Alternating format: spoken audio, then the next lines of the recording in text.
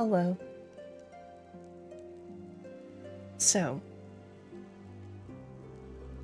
I know I don't typically stream on Sundays.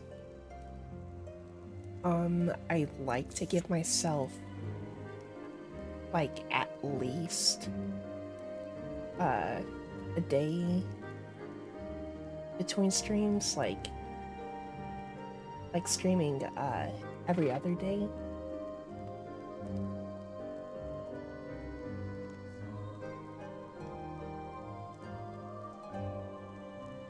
But today today is an exception cause cause um look at that.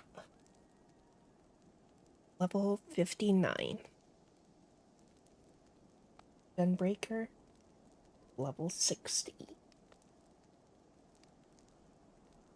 I spent all morning doing daily roulettes. Got up from level 58, and Cap, who I was doing the daily roulettes with, was like, fuck it, do main scenario, do the story stuff. It's like, well, I like to stream the story stuff, so here we are.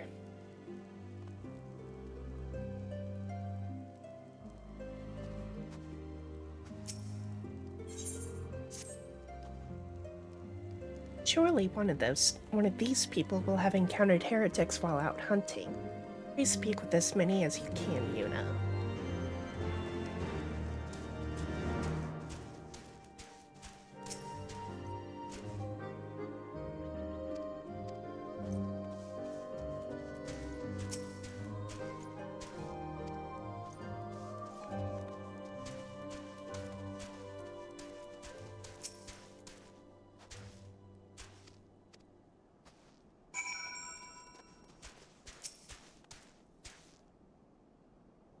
In the second,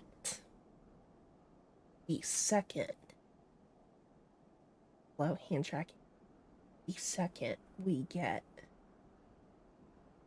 level 60, we're gunning for Gridania. Oh, also, I changed my hairstyle. Again. To further reflect my model. The bangs are not same. Like, I obviously have the swoopy, but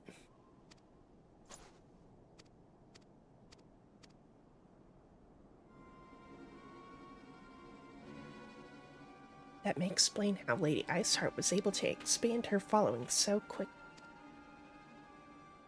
Sad to say, some mates of mine gobbled down the heretics' tribe and asked for seconds. Told me they were off to the Western Highlands to light a signal fire. That's so. By them, I am minded to start a fire.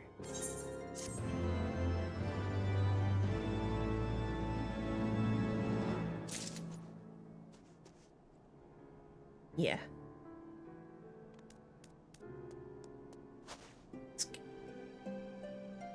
I don't know. This is cute. I think this is...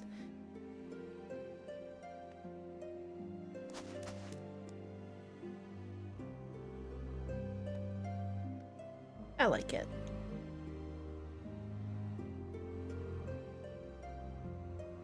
Ooh, also, I picked up Astrologian. But we're... Okay, before we go further,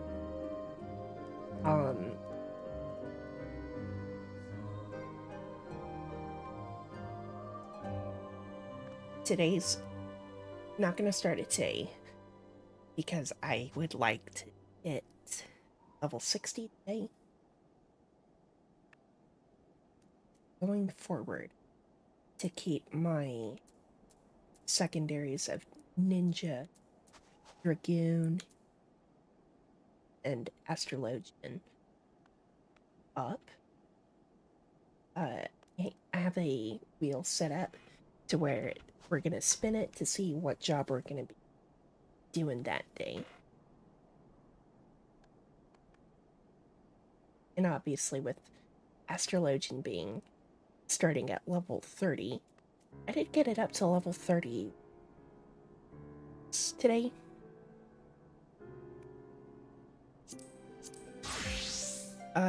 Yeah, level 36.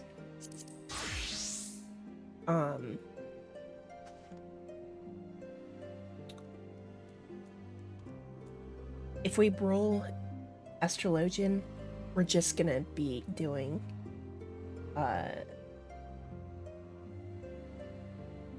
we're gonna be doing like, duty roulettes.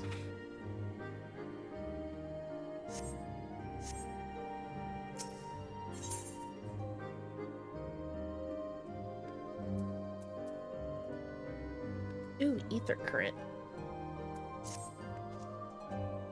If we are to lure our foes to our position, then we must find a means of producing a signal of purple hue. As it so happens, I once heard the tale of a trapper who dropped the hide of a woolly yak on his campfire. Aside from the terrible stench, the story also described in detail how the smoke from the smothered flames was tinged a deep violet. Master Alphinaud, you and I shall gather wood for the fire. Let's meet again at the Dreaming Dragon with the fruits of our labor.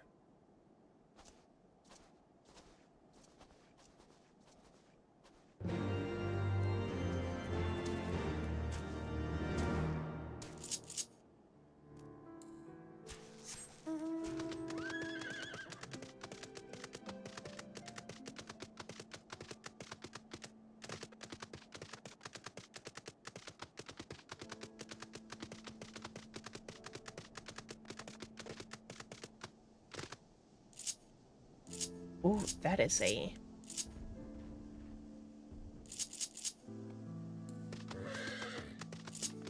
That's a big yak.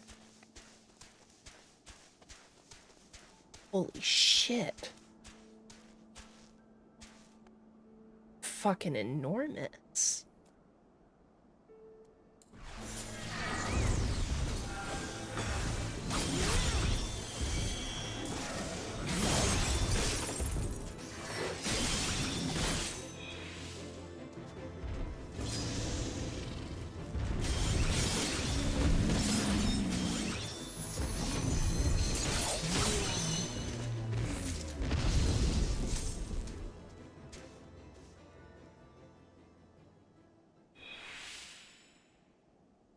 Dude, that thing, that... Are you sure that's actually a yak? Like...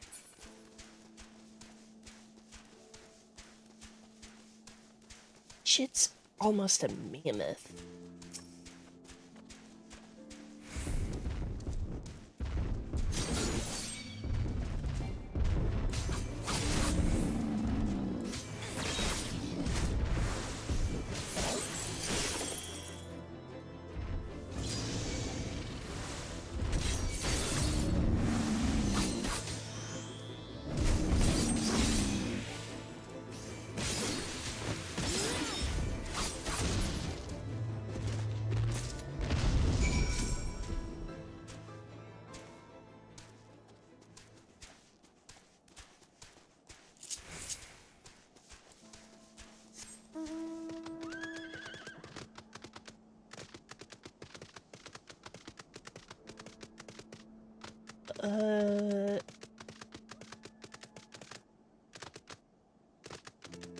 Come on.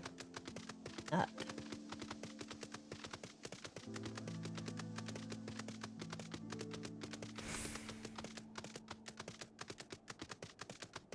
Ooh, what? The f is that?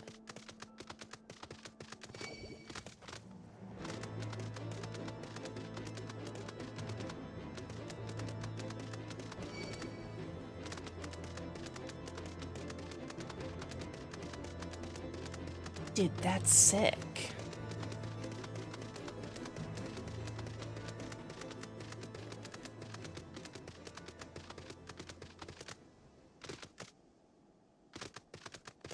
Oh, come on.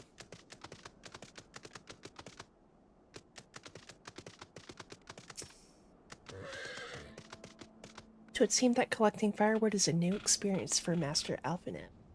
This must have been a privileged upbringing. Have you had the have you the hinds we need?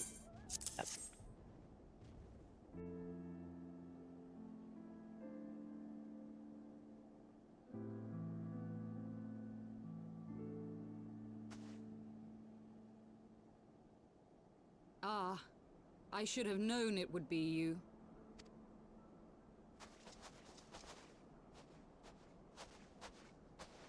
Word reached me of a struggle with a small but well-armed band of trespassers.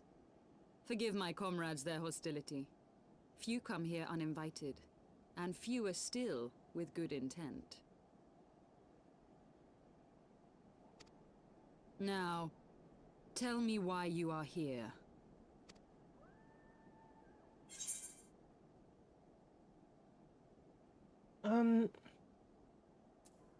I wish to speak.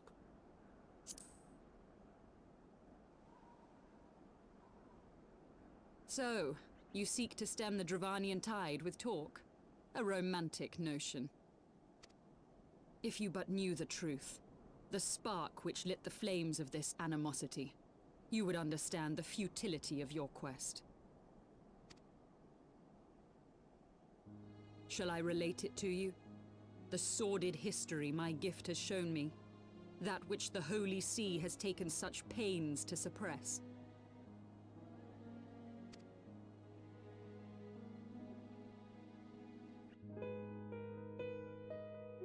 'Twas more than a millennium past when an Elezen tribe first sought to claim the lands of Kurthas as its home. Unfortunately for them, Kurthas was already home to dragonkind, and they were not inclined to make way for the invaders. Thus did a bloody war begin. A war which might well have rumbled on until one or the other side was exterminated, had it not been for the resolve of a single woman. That woman's name was Shiva. While those around her fought and died, she attempted to parley with the dragons, and in so doing discovered them to be possessed of profound intelligence and reason. The great worm, Hraesvelgar, in particular so enchanted Shiva that she found herself growing to love the creature, whom her people considered a monster. In the eyes of a near-immortal dragon, however, the fleeting life of an Elezen is as that of a freshly cut rose. Scarce has the flower bloomed before it begins to fade and wither. Such melancholy musings plagued Hraesvelgar, who had found in Shiva an unexpected and beloved soulmate. He knew that all too soon, death would snatch her away from him. Unable to bear the thought of their separation, the maid bid the worm consume her, that their spirits might be entwined for eternity. Interesting. Though loath to perform the deed, Hraesvelgar ultimately gave in to her plea, and soon thereafter the tale of their ill-fated love spread throughout the two warring factions. No more could they raise blade or claw against one another, knowing that the souls of their kin were so inextricably bound. In the days that followed, man and dragon learned to live in harmony, and together built a nation unlike any the world had ever known. For 200 years did this blissful age of peace continue, as it would to this day, had vilest envy not stirred in the hearts of the Elezen. It is said that worms owe their longevity to the boundless reserves of vitality found within their eyes. And 'twas in this belief that a traitorous band of knights deceived their allies of some 2 centuries, and took by force that which they coveted.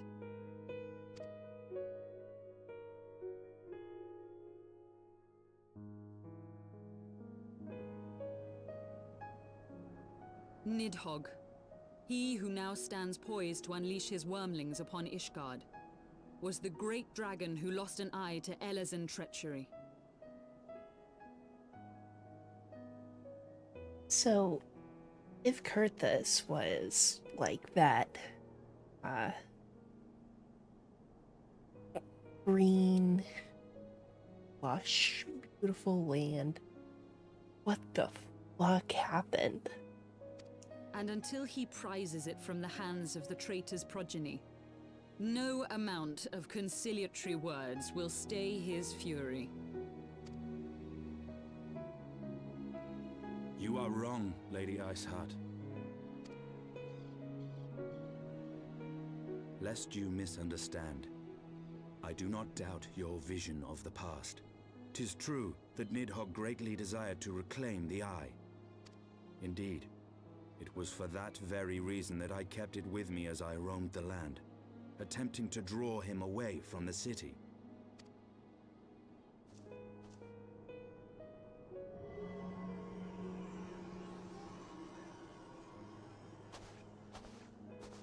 Good gods! Until recently, Nidhogg seemed unable to resist its allure and pursued me relentlessly. Needless to say, that is no longer the case. Now, it would seem, he has fixed his attention on Ishgard itself, though he knows full well the Eye does not reside there.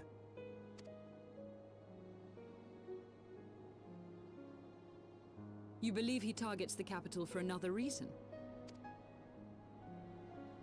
I believe reason has all but left him.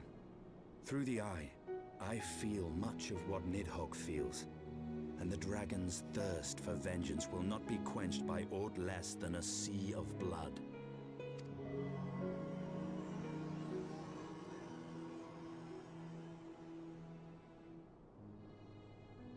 If Nidhogg is indeed lost to reason, might we not seek an audience with Hraesvelgr instead?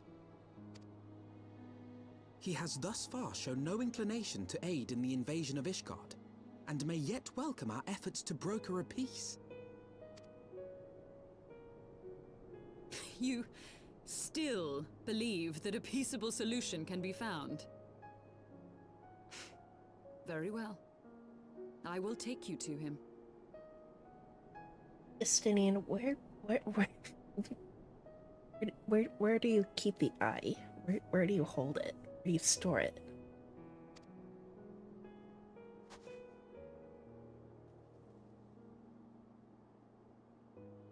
Our road will lead us to Dravania, the homeland of dragonkind. There we shall ascend unto the clouds, where Hraesvelgr resides.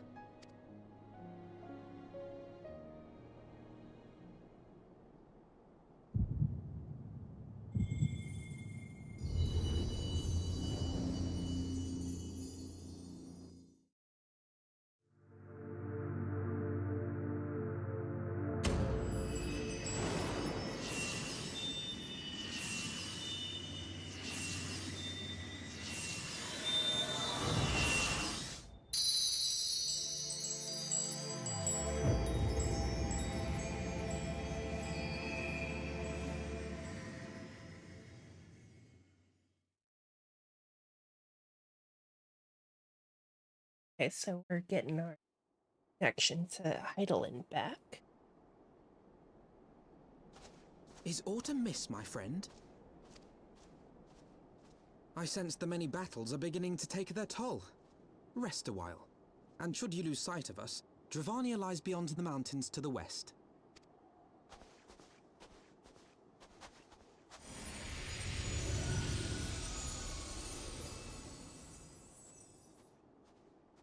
Curious. The vestiges of thy mistress's blessing are not as faint as once they were. Thy will to succeed grants thee unusual fortitude. but will it be enough?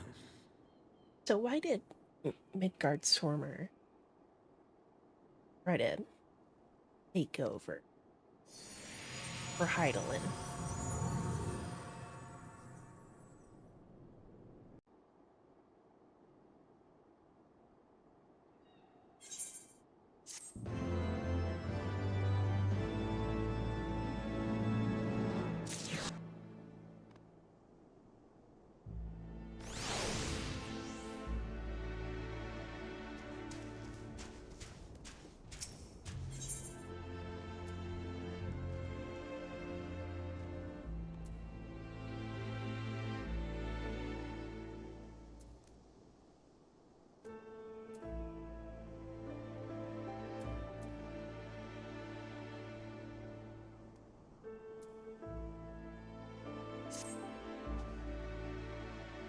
You are Yuna. Yes. They address me as Isela. Isela? If you wish. 'Tis passing strange, is it not, that fate should bring us together thus? Never did I think to walk alongside the warrior of light. But history is full of such unexpected alliances. Shall we make our way to Dravania then?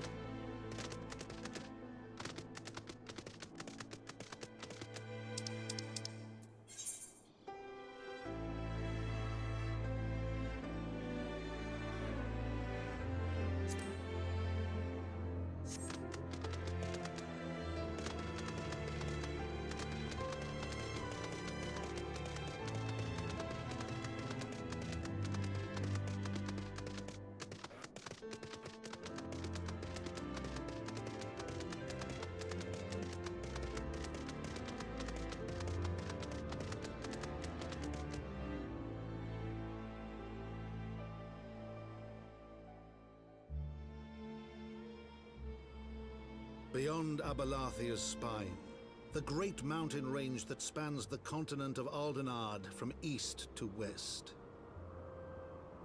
Into the deepening shadows of Som-Al, where lies the ancient home of dragonkind.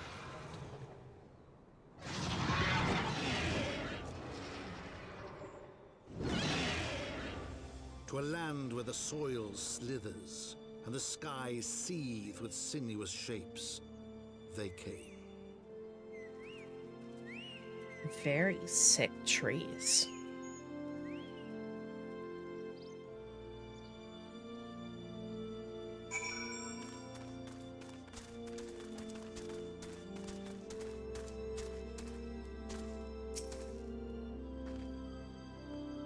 We now stand on the threshold of Dravania. The path to Som-Al will take us far to the west, beyond the embrace of the forest branches. There's a village here, but I thought these lands the sole domain of dragonkind. Why would anyone choose to live in so perilous a place? The wild chocobos. Tailfeather was built by hunters who make their living capturing and selling the beasts. Their leader, Marsachom, is an acquaintance of mine. Being a gregarious sort, he will no doubt welcome our arrival.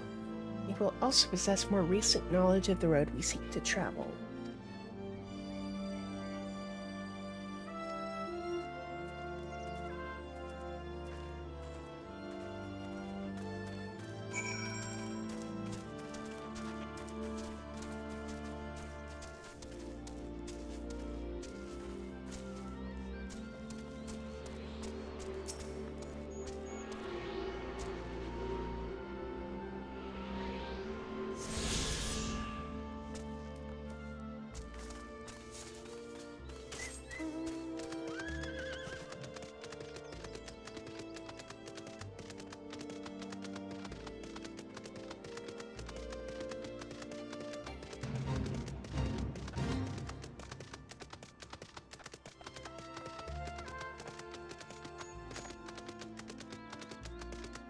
This area is really cool.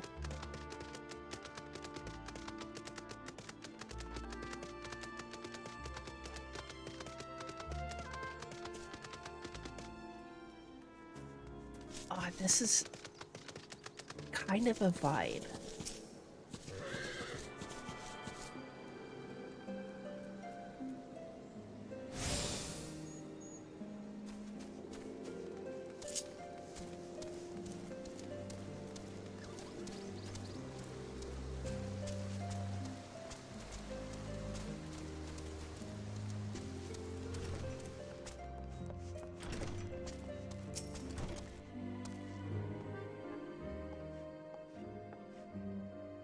Well, tan my hide and call me Leatherface. We have visitors.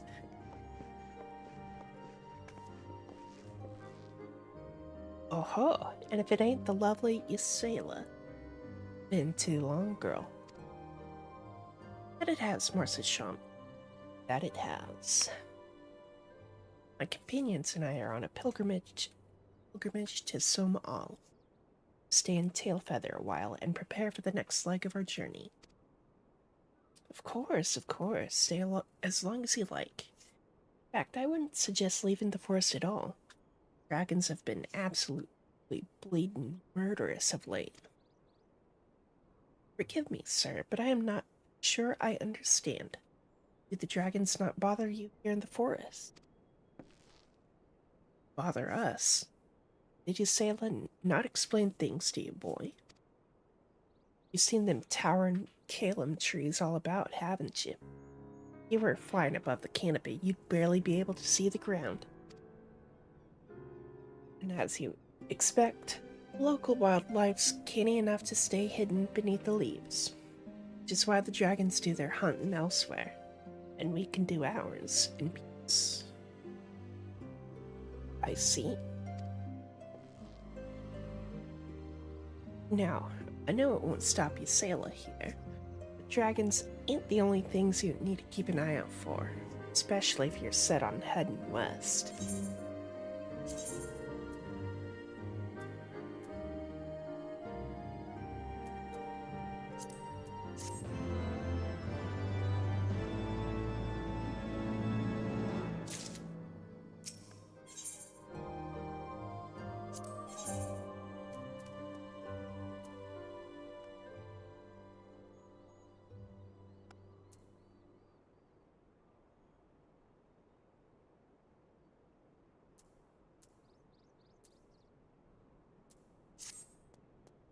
I dare say you're wondering what could possibly be worse than dragons, eh? Well, I'll tell you. The bloody Nath. They're what you might get if you crossed an antling with a megalo crab. Taught the thing how to walk on two legs. Never used to stray far from their hives out of fear of the dragons. They've gotten a lot more aggressive of late. Excuse me. And taken to harassing the Dravanians. And when they venture into the forest, which is more and more, by the way, they certainly ain't afraid to come after my lot. I can only imagine how much worse it'd be closer to the Nath's home turf.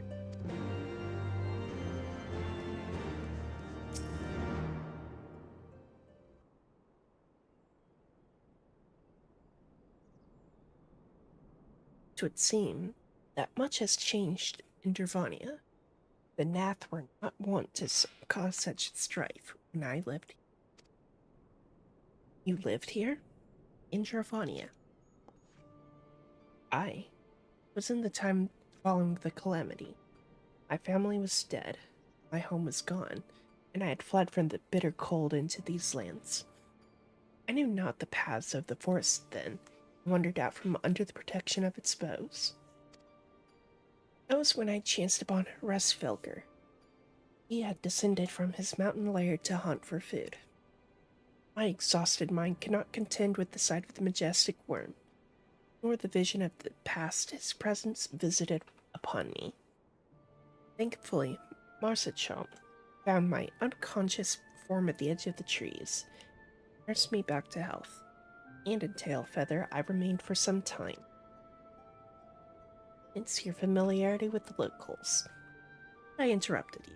You were saying these Nath were once a peaceful people. Peaceful would not be the most fitting description. They are a fiercely territorial tribe, and any who intrude upon their domain are attacked without hesitation or quarter. Outside the borders of their homeland, however, they were rarely hostile. Indeed, we were even able to trade with them on occasion. Change then. What of it? We have not the time to creep through the underbrush on some roundabout route. I say we make straight for Sohm All and crush any unruly insect we meet on a more direct path, then.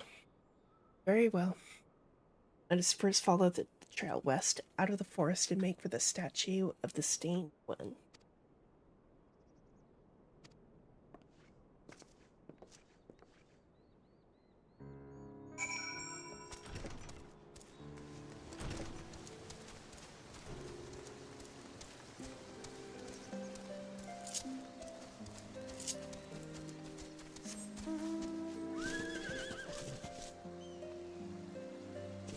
I go this way? I can't.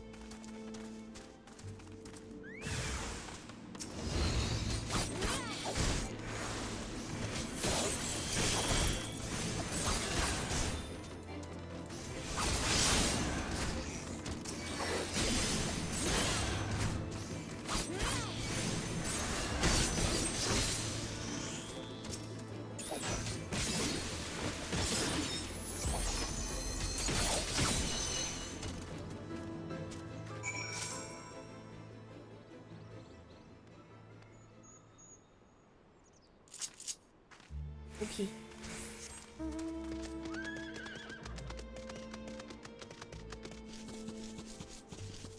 So I take it that wasn't the route I was supposed to go.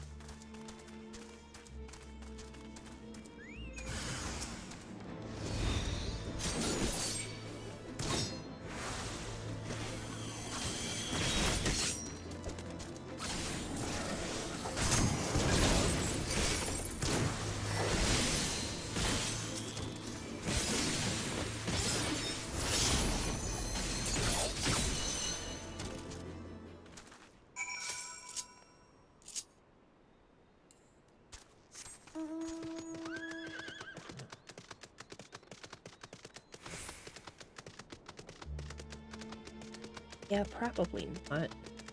But, but fine.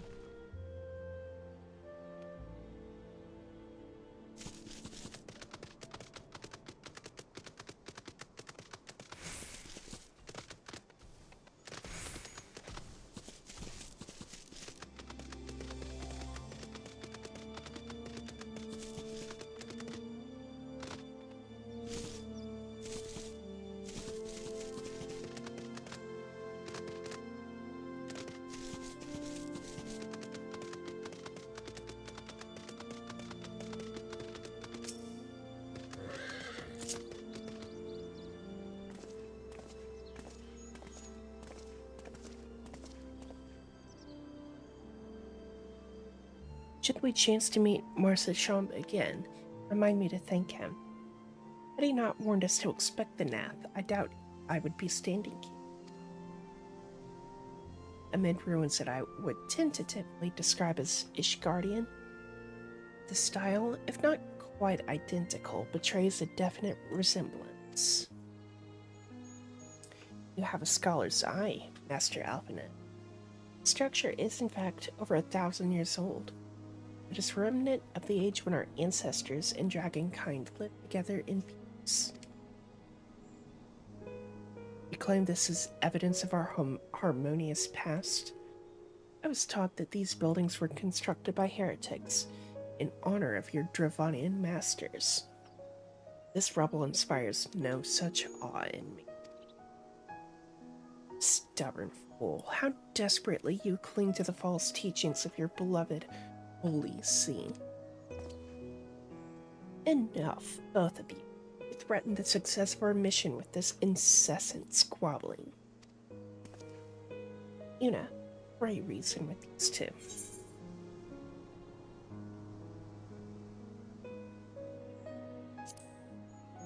Our goals are the same. Quite. Lest you forget, our goal is to prevent a war which will claim the lives of Dravanians and Ishgardians alike. If we are to accomplish this, you must learn to tolerate each other's presences. Trust in Yuna's gift. In time, the secrets of history will be brought to light. Let that be enough, Estinian.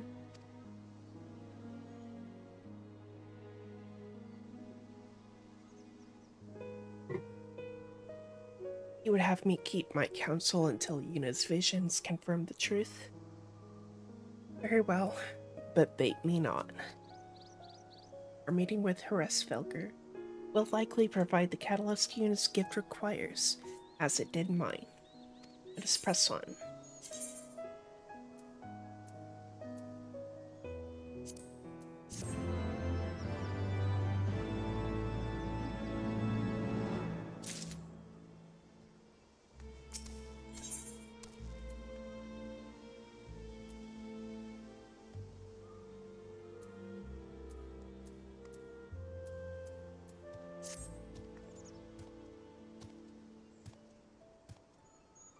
Spy you the three great towers to the west.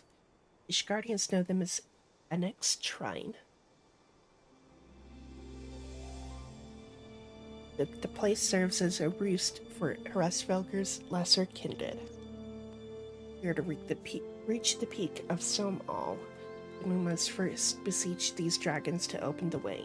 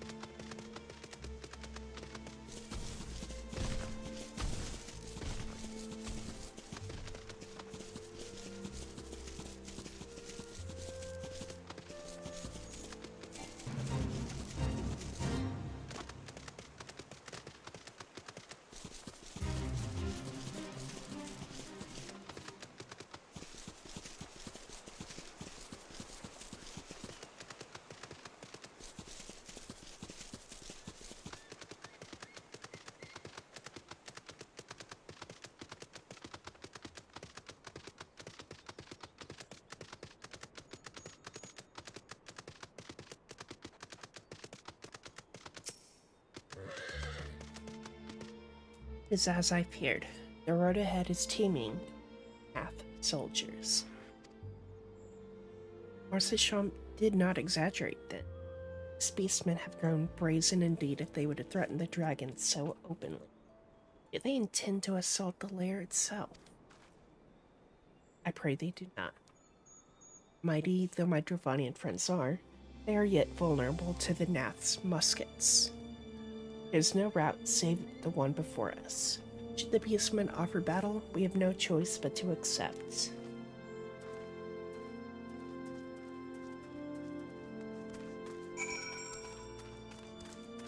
Okay.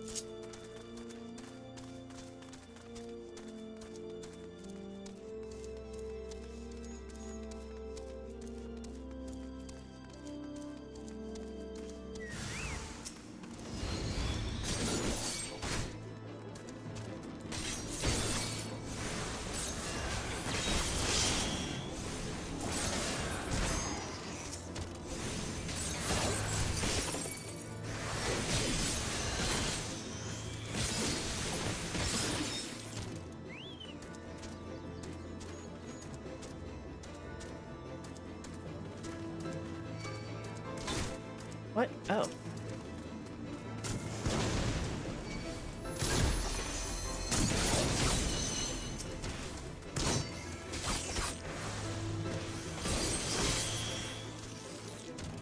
was wondering why it wasn't going away.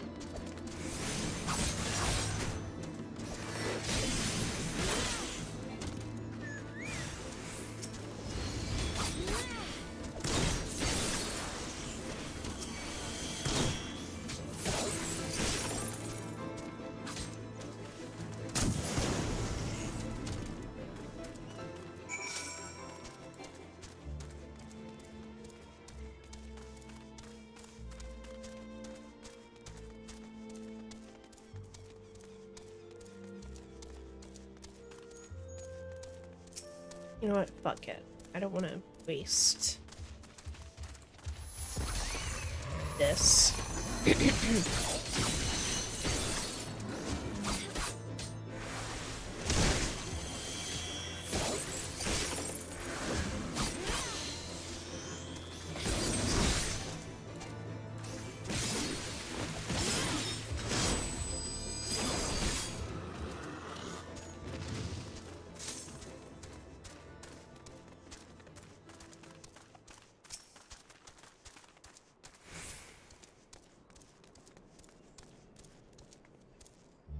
Take no pleasure in killing the Nath. It was to avoid bloodshed that I agreed to join you on this journey. Well, cannot be helped. They proceeded to the courtyard together, but leave the task of hailing its occupants to me.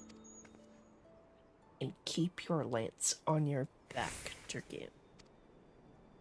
On my word to the Warrior of Light, I shall start no fight. Only finish it. You are truly beyond salvation. Come then.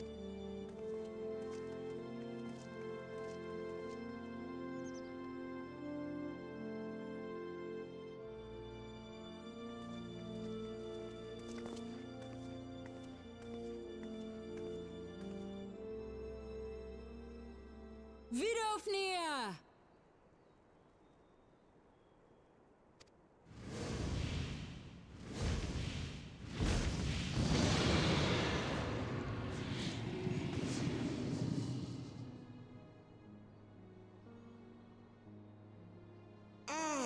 "'Tis thee, little one. From above I did mistake thee for a Nath. 'Tis well I chanced to look again, or thou wouldst now be ash." Dear Vidofnir, how I have missed you. Would that I had come sooner, and not out of dire necessity. "Thou art troubled. Speak that I might know thy plight."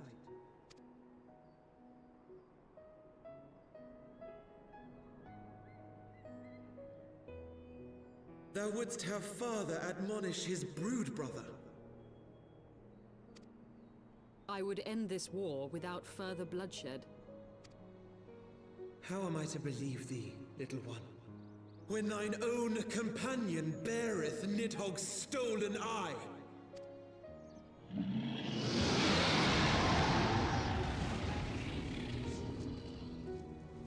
Have care, dragon, or I shall gouge out one of yours.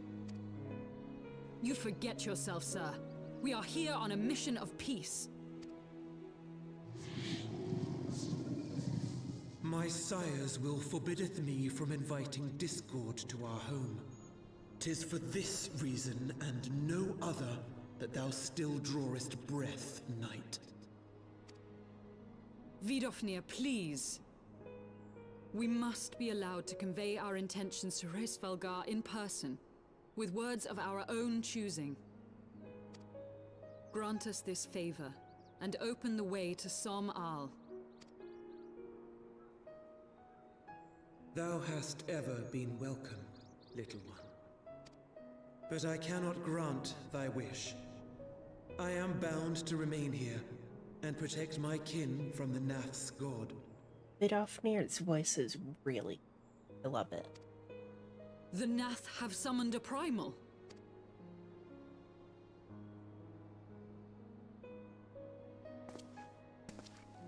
Pray excuse my forwardness, but if we were to eliminate the threat to your territory, would you consent to Lady Izel's request? Ha! Dost thou imagine thyself equal to the task?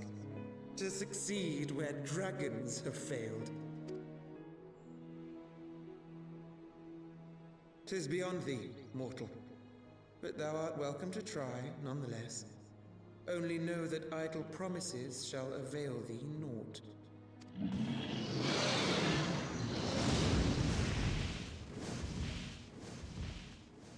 It would seem we have no choice but to make good on Alphino's offer. Why must our every bid for peace breed yet more war?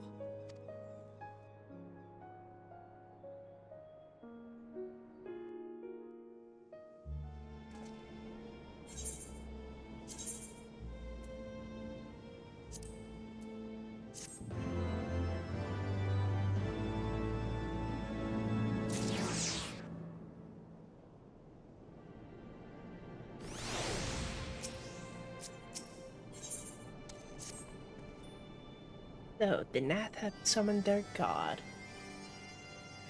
Ooh, the music. And thus is the mystery of their newfound belligerence laid to rest. Are you not glad, Lady Iceheart? I thought you would applaud them for summoning a primal to further their own ends. After all, you did. I did not reach out to Saint Shiva to further mine own ends. I desired her strength only to forge anew the peace between man and dragon. But what a fool I am to speak of peace to you, a bloodthirsty savage who murders without thought or compunction. Enough. Enough, I say. If the Nath have truly brought forth their deity from the ether, we must face it together or watch our hopes fall apart. All now rests upon the primal's defeat. But ere we think of confronting it, we must first study its origins. What is the nature of this god? What manner of faith sustains its existence? My apologies. You're right, of course. Let us return to Tailfeather and consult with Marcachon. He knows more of the Nath and their culture than most.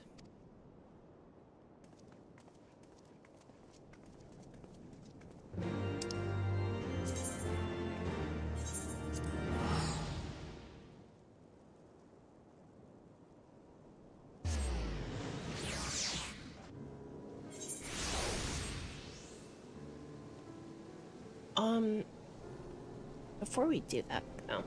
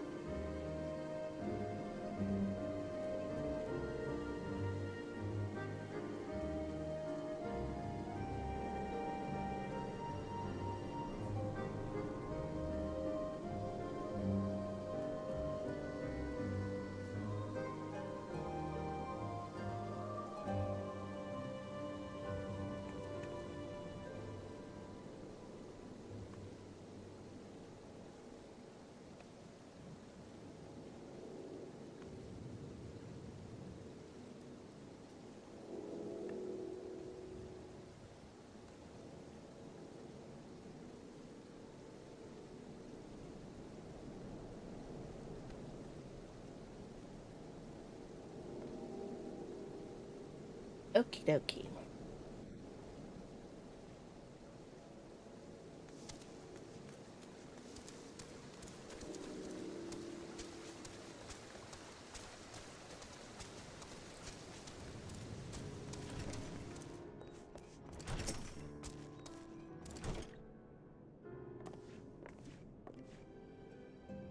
Back already, are we?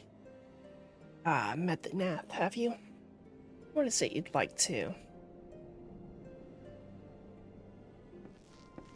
Summit a primal, you say? 7 hells. Well, I don't know bugger all about Nath religion, if I'm honest. Beyond their trade and habits, there never seemed much point in asking. But it shouldn't be that hard to find out. From time to time, we barter with a small hive to the north and west of here. Outcasts from the main tribe, from what I understand. I reckon they'd be willing to tell you a bit about themselves, if you give them the right incentives. Sounds promising. What exactly would a Nath consider to be the right incentives? Oh, nothing your average hunter can scrounge up in a day or two. Seeing as you're in a hurry, you might want to divide the chores amongst yourselves. I want a good-sized jar of lane-trap nectar, basket of calum tree fruit, and as always, a Nath favorite, a generous portion of young Nanka flesh. I shall gather the fruit. Leaping to the lower branches of these forest giants should present little challenge to me. I shall collect the nectar, with Master Alphinaud's arcane assistance. That leaves you to bring home the meat.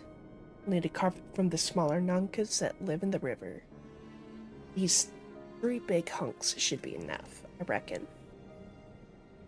Once you've got everything together, you'll need to set it down at what we call the trading post. Here, I'll mark the spot on the map. Alright.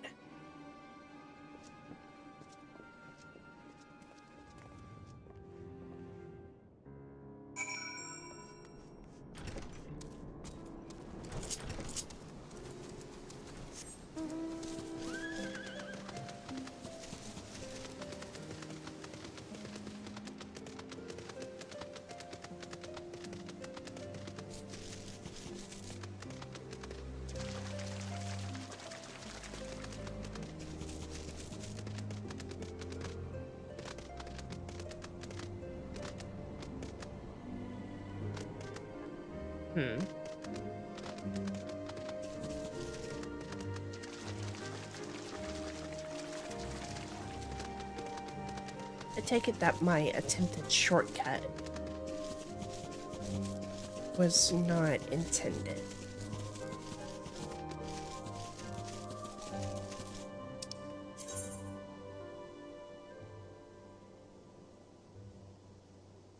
Really?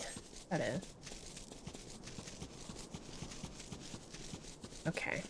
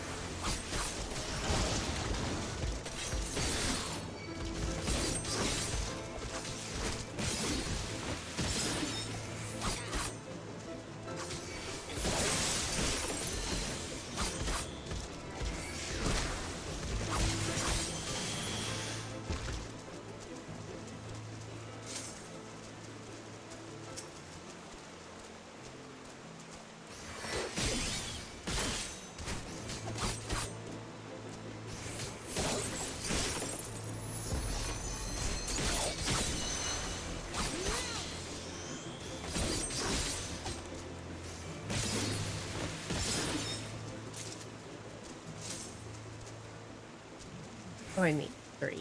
Okay.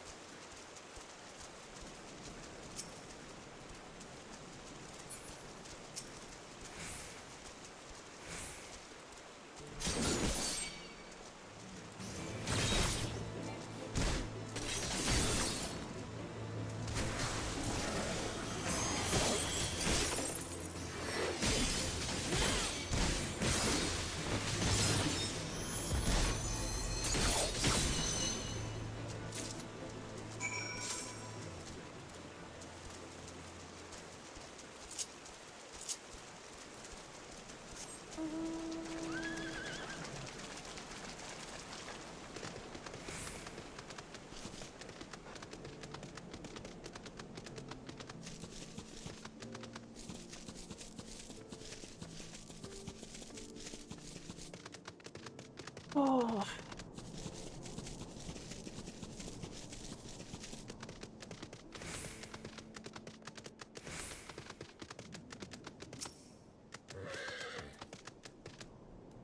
I was able to gather a goodly amount of nectar from the land traps, though I would not have known how to harvest it without Ysael's help. You have the non-kami. Splendid.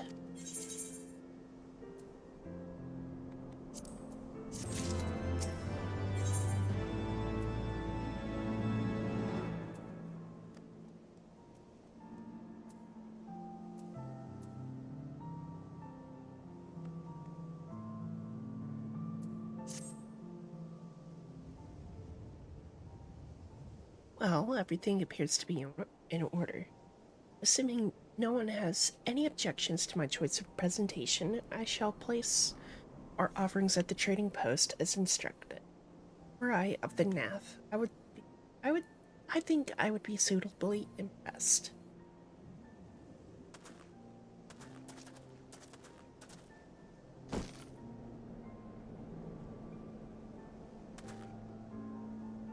How long must we wait?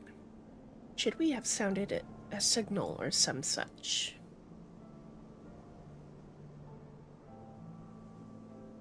Calm yourself, Master Alphanet. Our offering has not gone unnoticed.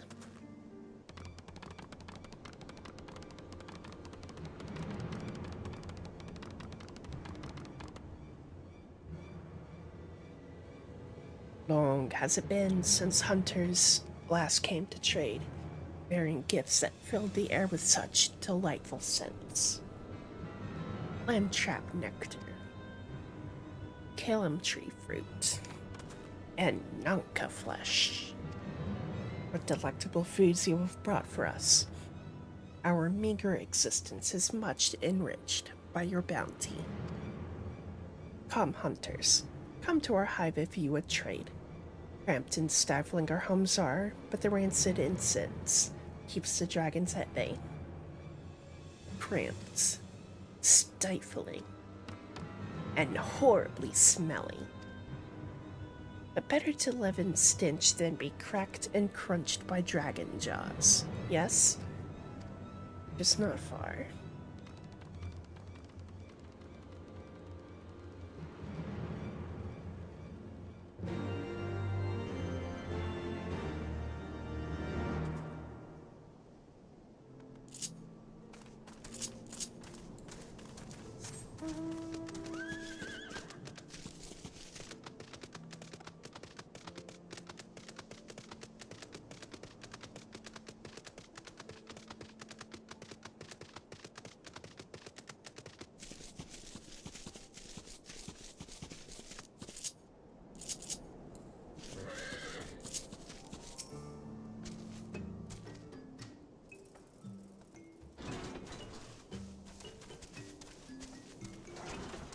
I don't know. I kind of like these guys. Well, they're a little silly. Your presence has been announced to the storyteller. You must speak to our chosen leader in words, for we are Veth. We are the non-mind.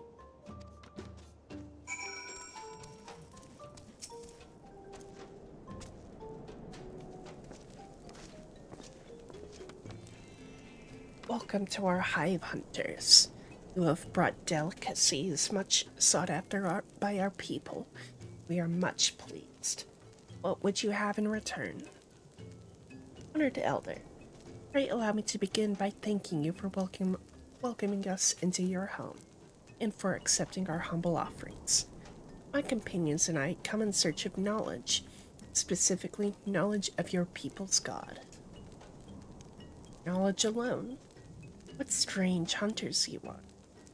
But if it is words you desire, then words you shall have. We are the Vath, the non-mind, and to speak is our fate. You will hear the tale of the Nath's god, of the god of the One Mind, summoned into our midst. The One Mind. These are the Nath who reside in the main column. Yes, they are one. Connect. But let us begin the story at its beginning. Some moons ago, a single dragon flew in from the east, bleeding and weak. It fell from the sky and into the hive, where it was swarmed by my brethren, and with spear and spell and musket, the dragon was slain. It was likely one that had fled battle with my kinsmen. I should commend you for finishing the job.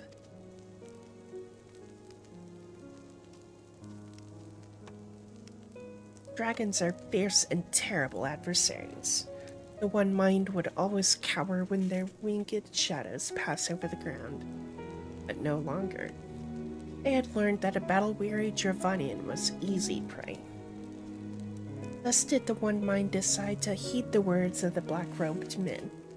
The One Mind would call forth our god and unleash his blades upon the dragons. Dravanian lands would become Nath lands, and ever larger would grow our domain. But our god ever hungers. Price he demands in crystals far exceeds the rewards for this war. We of the Vath despise and revile his insatiable existence.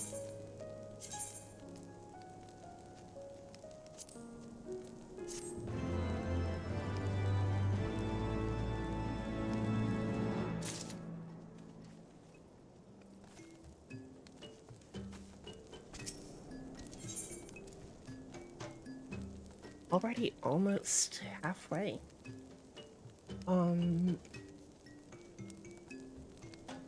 I reckon it could be 2-3 hours maybe. I call upon the power of a primal for the greater good, conscious all the while that I do so at grave cost to the land.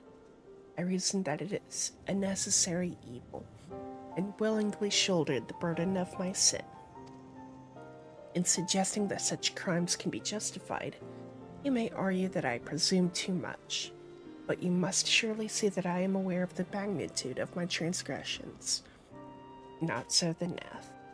They summoned their deity for no greater purpose than to expand their dominion. To a scion of the seventh dawn, one sworn to eliminate the primal threat, the distinction you draw seems questionable at best. But the fact remains that my own grandfather risked unleashing the power of the 12 in an attempt to prevent the calamity. Thus, while I may not condone your actions, I at least understand them. Not so the Nath, as you rightly put it. If they truly seek naught but territorial, I can only conclude that they are ignorant of the ruinous consequences of their god's insatiable appetite. The longer this primal is suffered to exist, the greater the suffering it will cause. It must be destroyed. How lightly you propose the destruction of this god, Master Alphinaud, a being of whom we know not. Does it occur to you that you may be sending the Warrior of Light to her death? No, You have the right of it, Estinian. To it seem it is I who am guilty of presuming too much. Pray forgive me, Una.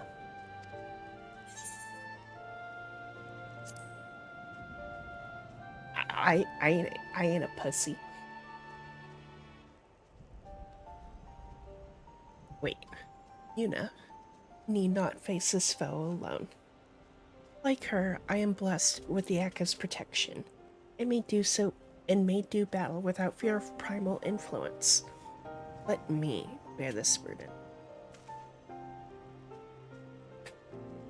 Do you truly imagine yourself a second warrior of light? Remind me, how many primals have you faced, my lady? Not that it matters. We know not where this god resides, or how to challenge it. Unless you mean to pray until it appears.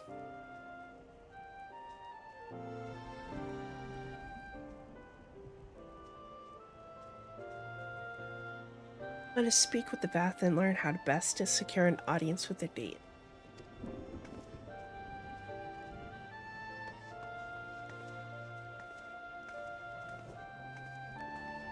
The young lord certainly appears eager to prove his worth.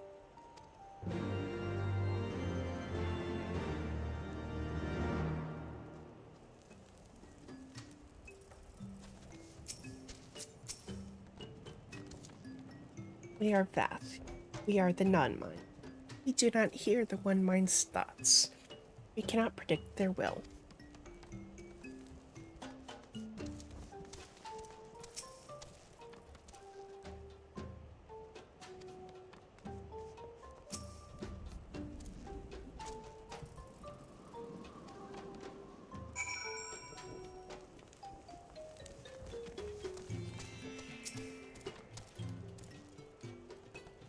You are generous hunters, yes? Many gifts you have brought us, but not enough for all Vath to enjoy. Maybe you could bring us just one more. Okay. More non-cut.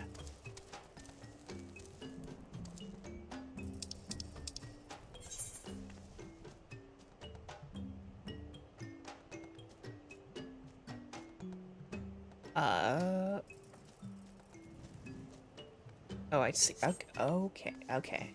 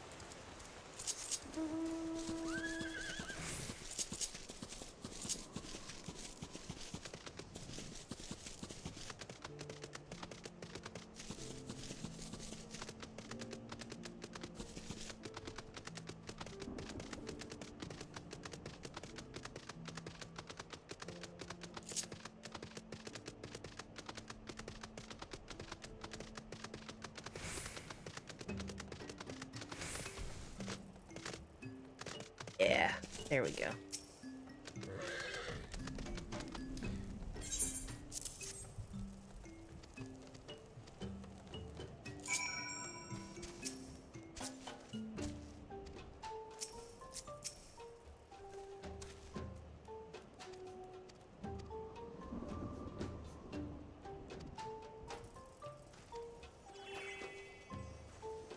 Oh, that was a cool little mount.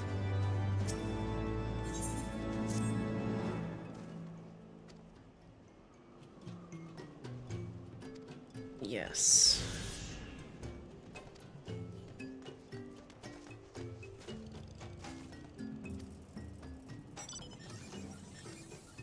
Okay.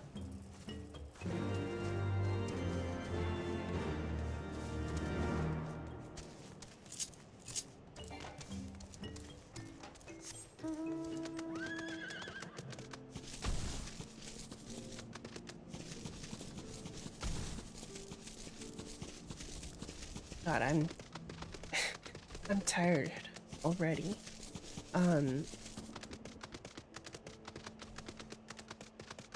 Last night after stream, I slept like 3.5 hours. Been up ever since, and I'm like,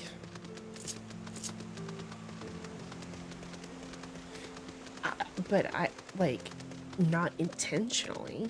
Like I've tried to sleep, but just couldn't.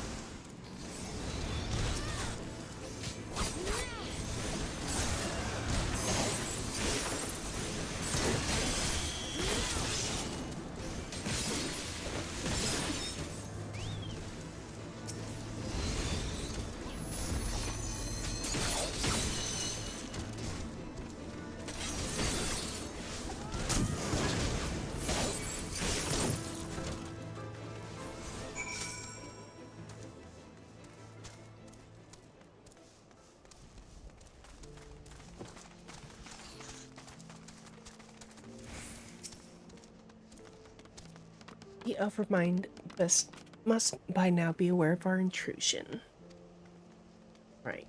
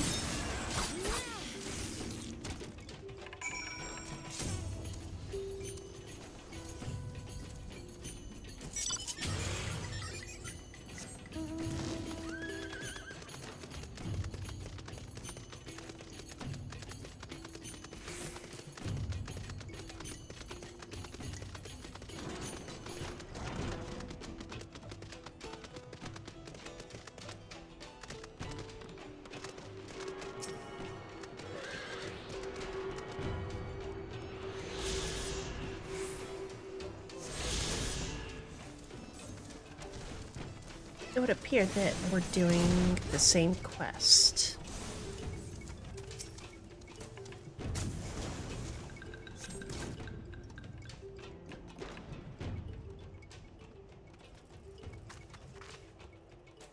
That should be sufficient. We did not have our host full attention before. We must surely have it now. Our audience with the primal may be granted soon after our capture.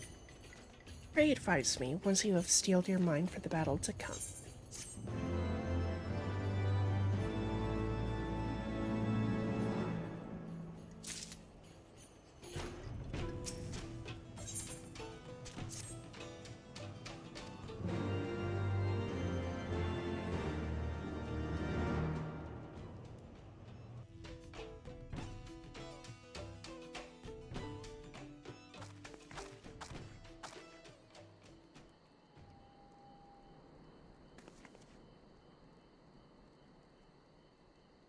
Old Hair Unit. When next the Nath come, offer no resistance.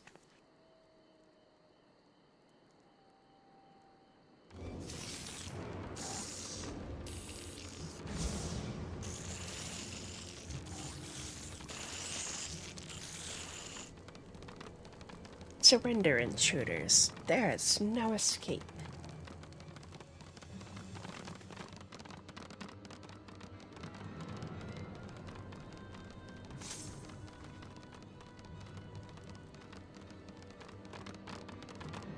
Enough. We surrender. We throw ourselves upon the mercy of your God.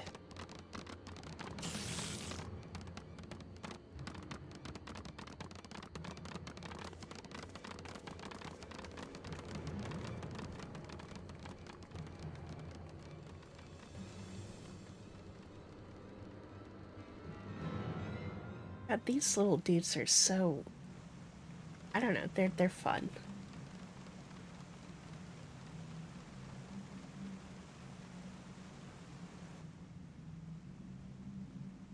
Seem eager to proceed.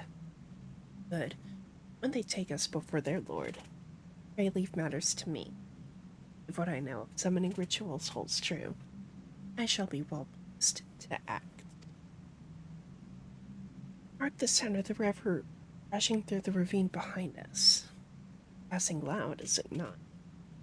I imagine the noise would serve to mask our escape should we need to withdraw temporarily. Okay.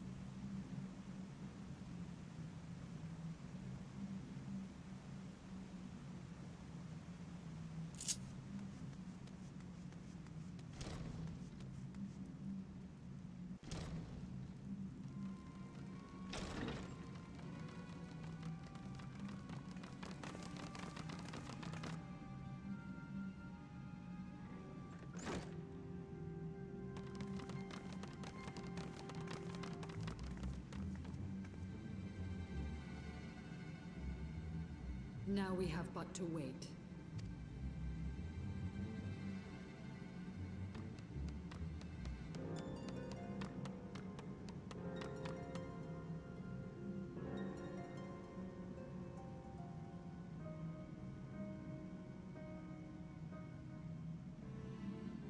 O Lord Ravana, master of the sacred blades, wrath of the colony, conqueror of the world, hear our prayer. Pray grant unto your devoted children the gift of your divine presence.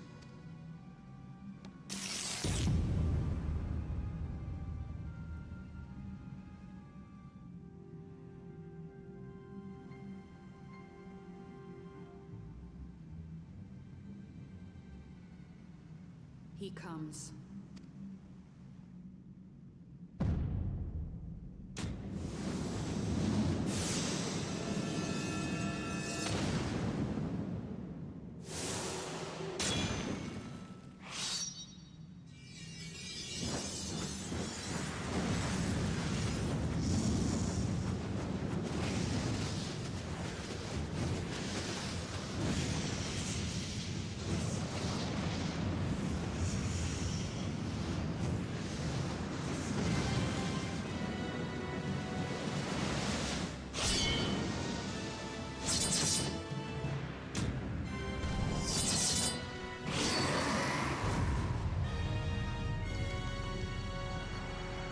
God damn. All strength to the colony. Speak and I shall listen. Oh, glorious General, we have captured intruders and would make unto you an offering of their life's blood. These feeble fleshlings dared to invade Natlands. Hear me, Lord Ravana. My companion and I did not come to contest your children's territory. We wished only to learn the reason you wage war against the dragons.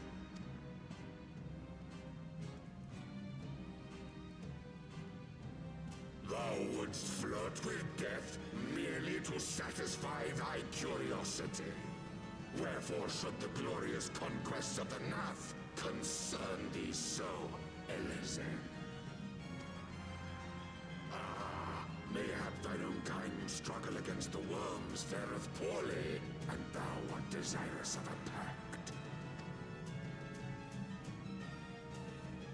We crave no alliance, Lord Ravana. Only peace. We would bring an end to our war with the dragons. Yet so long as they remain embroiled in this conflict with your children, our goal shall remain out of reach. Never before have the Nath risen up in such numbers, and never yet with you at their head. Why do you lead them to war? Thy question hath no meaning. To live is but to fight. Long have my children waited, gathering their strength in the shadow of thy ceaseless conflict. The Nath would see the Dravanians slain, and their territory secured.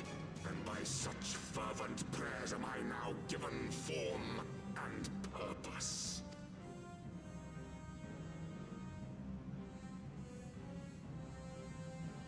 As I feared, your very existence is an obstacle to our goal.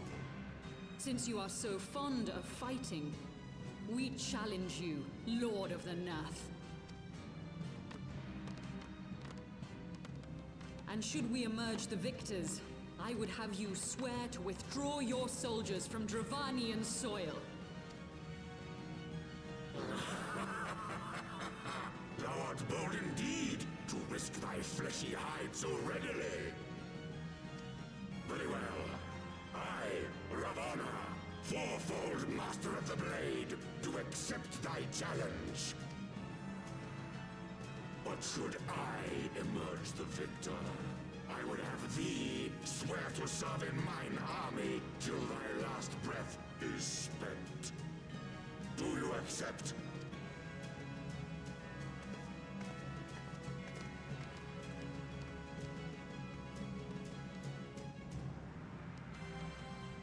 I do.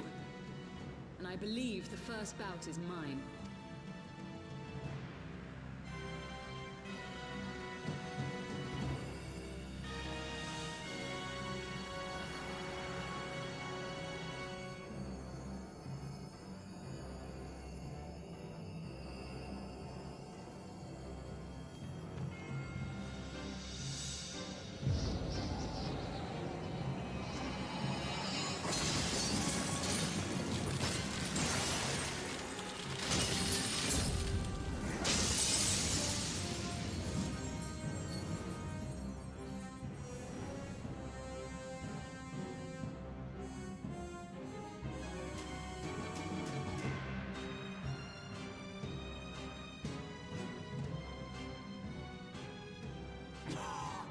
What is this? A god clad in flesh? Interesting. Is aught amiss, my lord? Thou wilt not break thy word, I trust.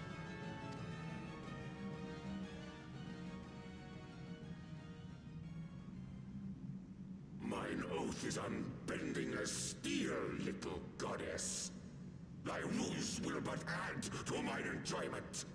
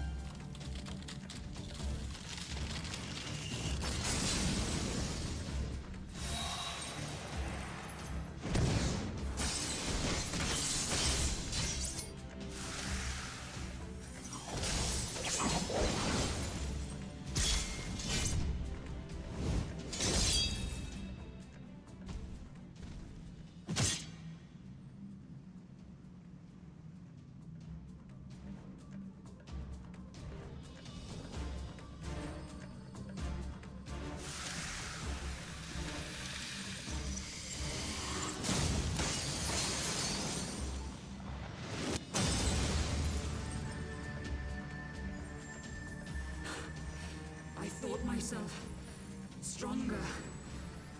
Mayhap with more crystals?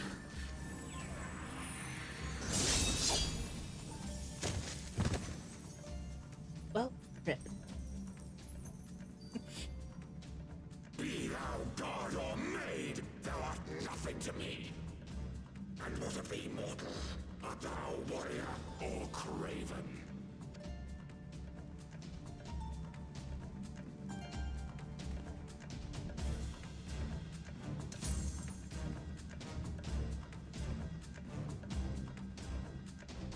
A warrior, then? Good! Mayhap thou will provide more sport than thy feeble companion.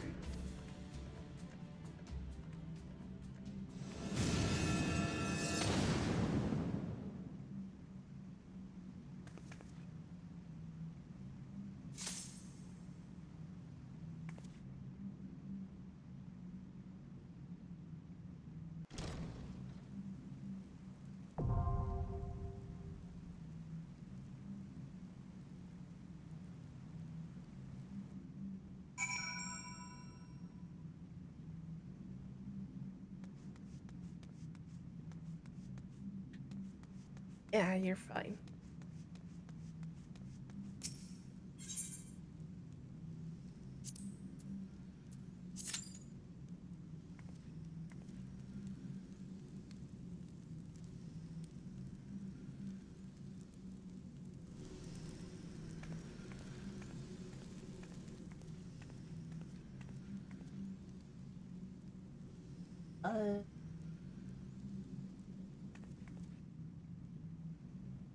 Tap, if you're still in chat, do you want to help speed queue times along?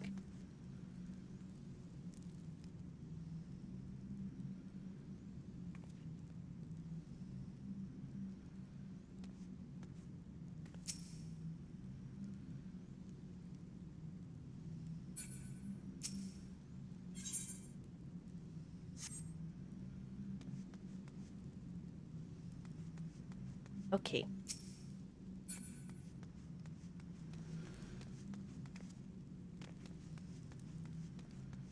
Well.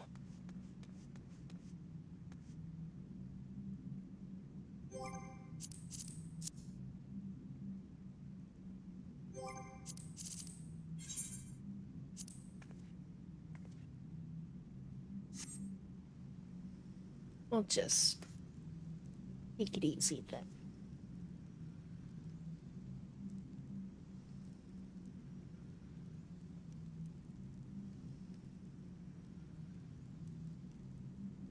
Yeah, already halfway. 60.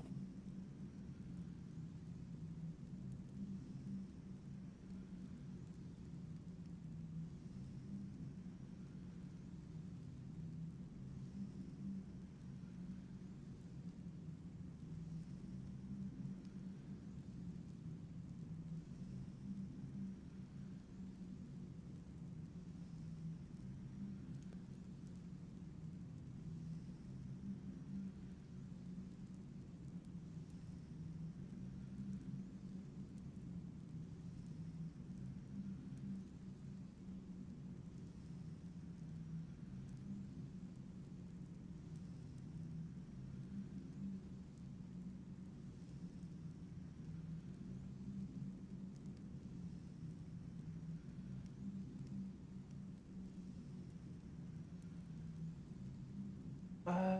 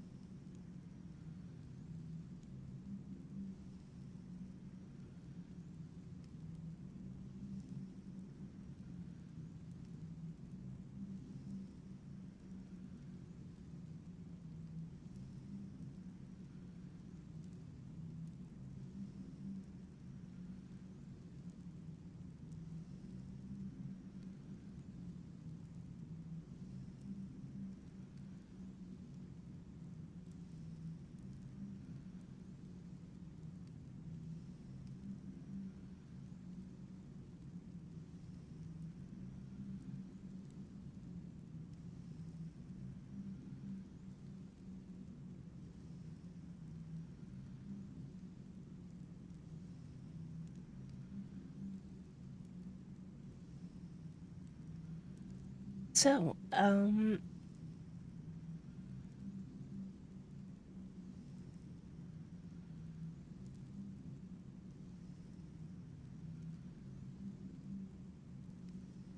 I, wow, I don't really know what to.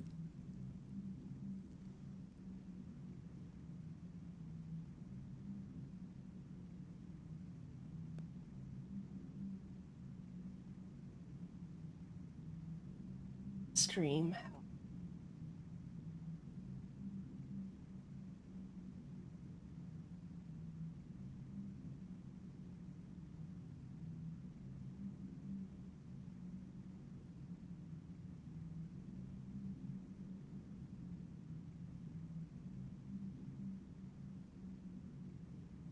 I will say, Ravana. Ravana looks awesome.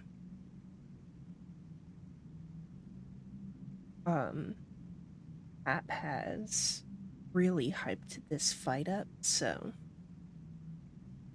looking forward to it.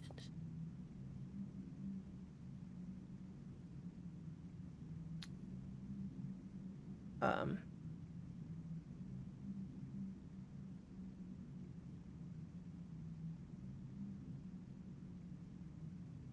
I think Ravana is like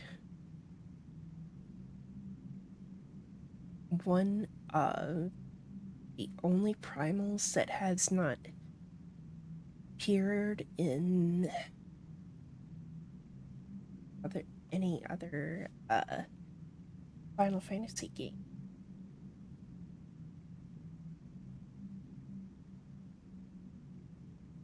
Design wise, it looks like he based off of an enemy in 11, but not like name wise.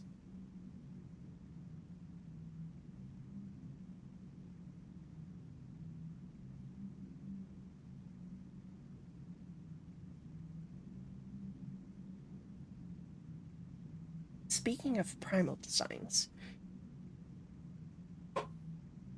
uh, for, 14's Shiva. Honestly, really good. I would say it's like top 3 Shiva designs for me.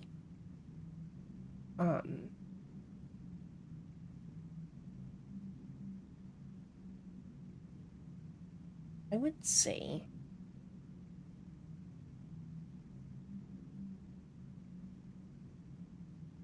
well, 16's Shiva is my favorite. And then 7.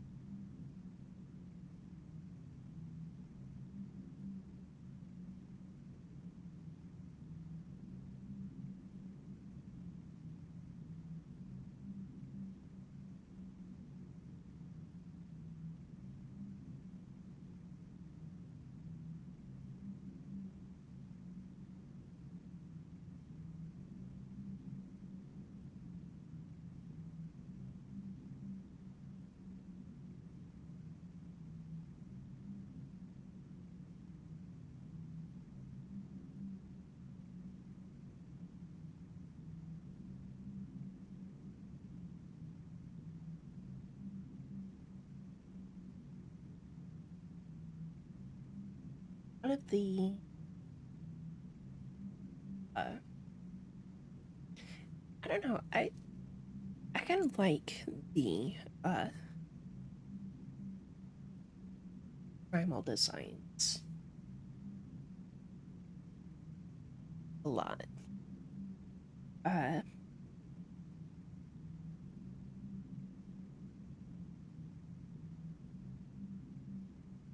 it seems there are some that they took from like the pixel games that for some reason one way or another didn't get like reused. And I think a lot of the free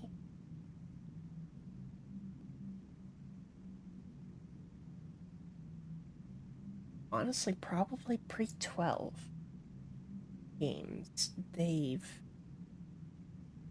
well, except for like there are a couple exceptions, but for the most part the pre-12 games, um you've pretty much just ripped and did one-to-one recreations as best they could, but ones that have had more recurring appearances like Shiva or uh, Titan Ramu, you know, those guys. Uh, they put their own spin on it, and I think they could.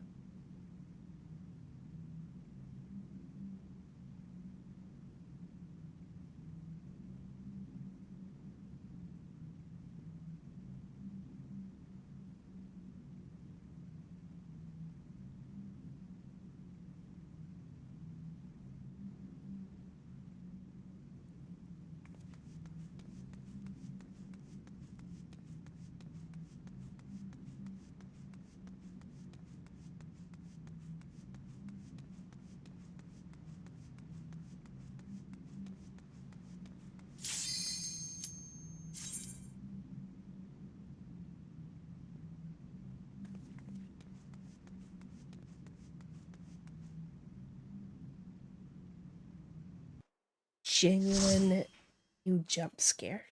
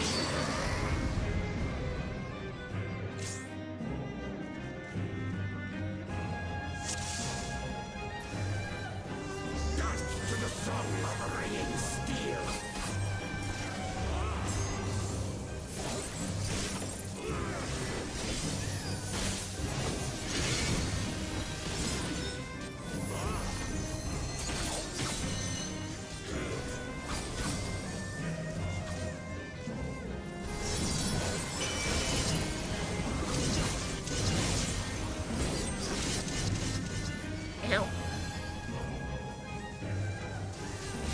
Furious as a blaze!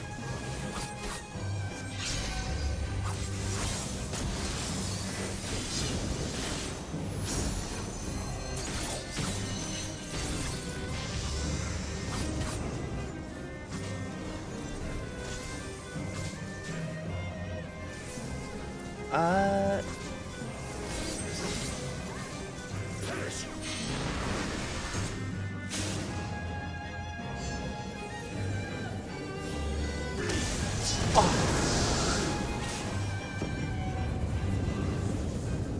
Feel my blaze!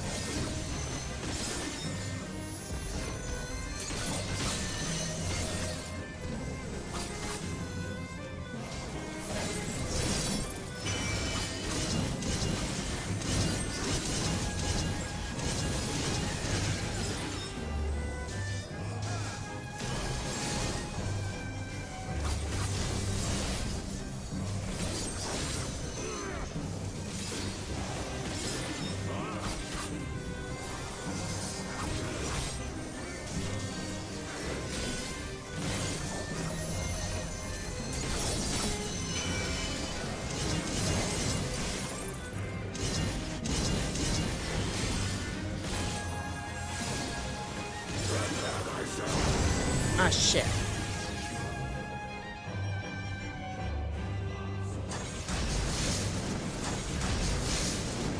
Rejoice in the glory of combat!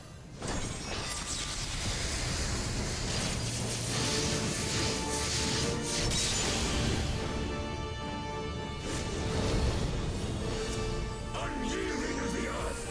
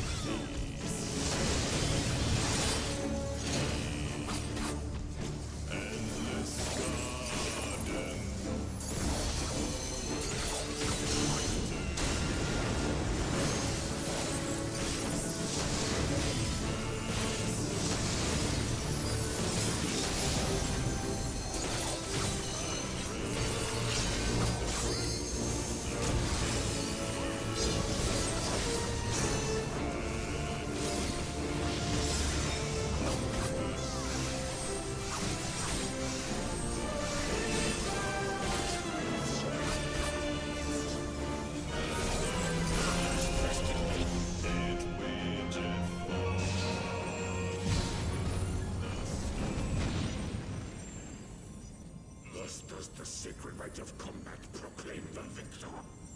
I lay my blades at thy feet, child of man.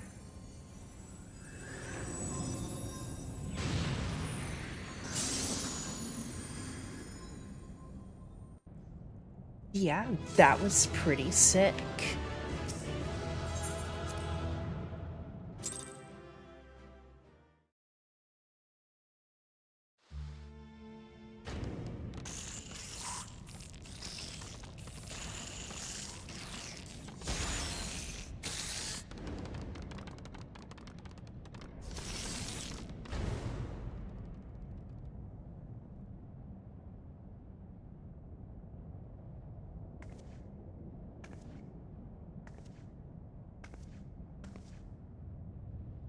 You do not disappoint, warrior of light.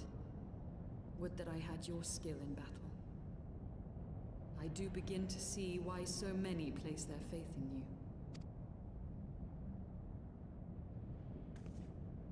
For all his savagery, I do not think Ravana one to break his word. Provided the dragons do not trespass upon Nath lands, they should have little to fear of the Primal's biting blades. We have done well, have we not? Come, let us return to Vidofnir and share these glad tidings.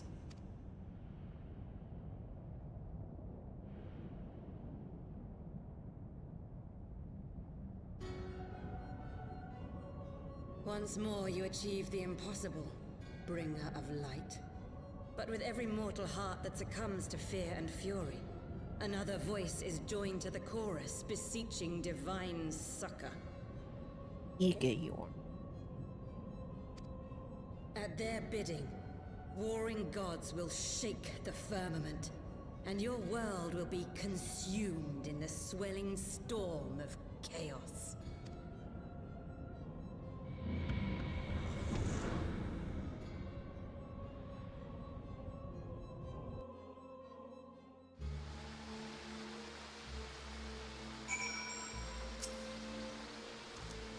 Never since we first fought have I seen you draw upon the full extent of your power, and never from afar till this day. You are a marvel to behold, you.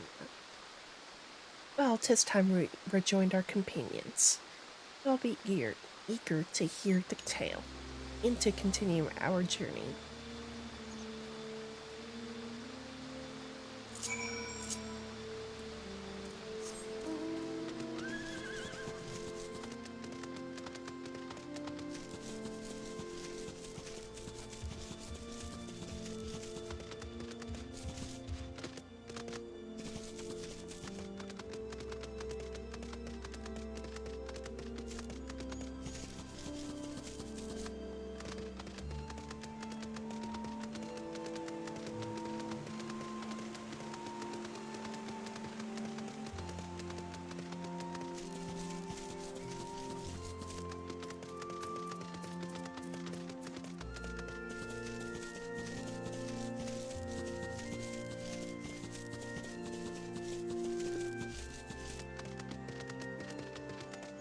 Yeah, no, that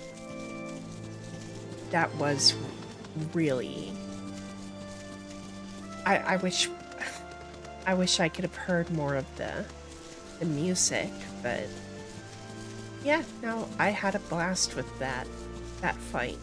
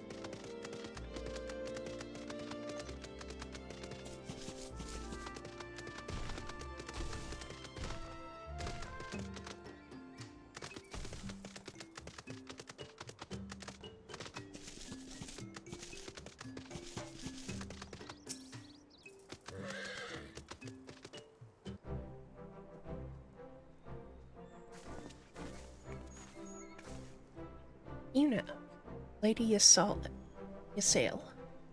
Think the 12.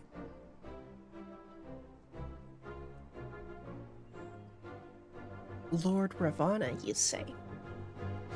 How curious that the Vath never mentioned his name. And you are quite certain he will keep his word. There was honor beneath his savagery. That we survived the encounter at all was a miracle. A miracle I must attribute to Yuna. Never did I doubt you, warrior of light, unlike some. You were gone so long that Master Alphino here nigh lost his wits with worry. Fretting like a maid for her sweetheart he was. Estinian, was that truly necessary? Not truly necessary, but certainly true.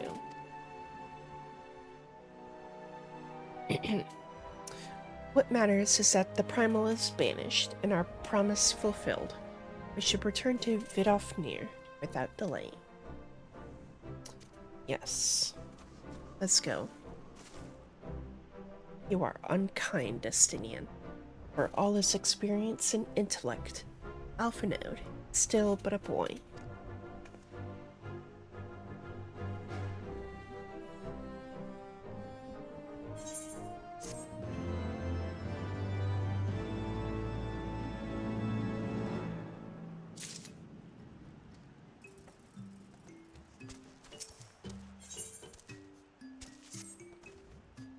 Shall we be on our way to Onyx Shrine, then?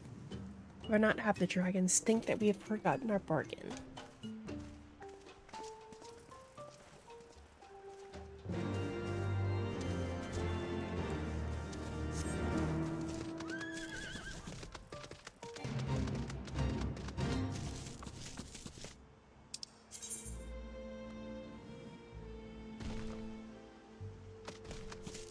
Right, I have to go this way, down and around, and then back up.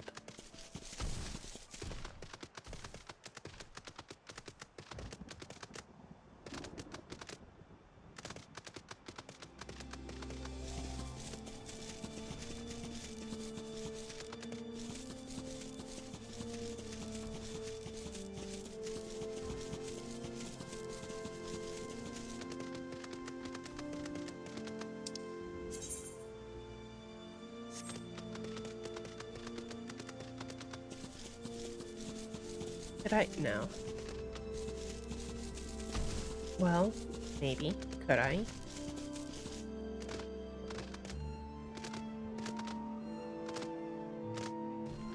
I can't. Oh? Well, no. Okay, no. Damn.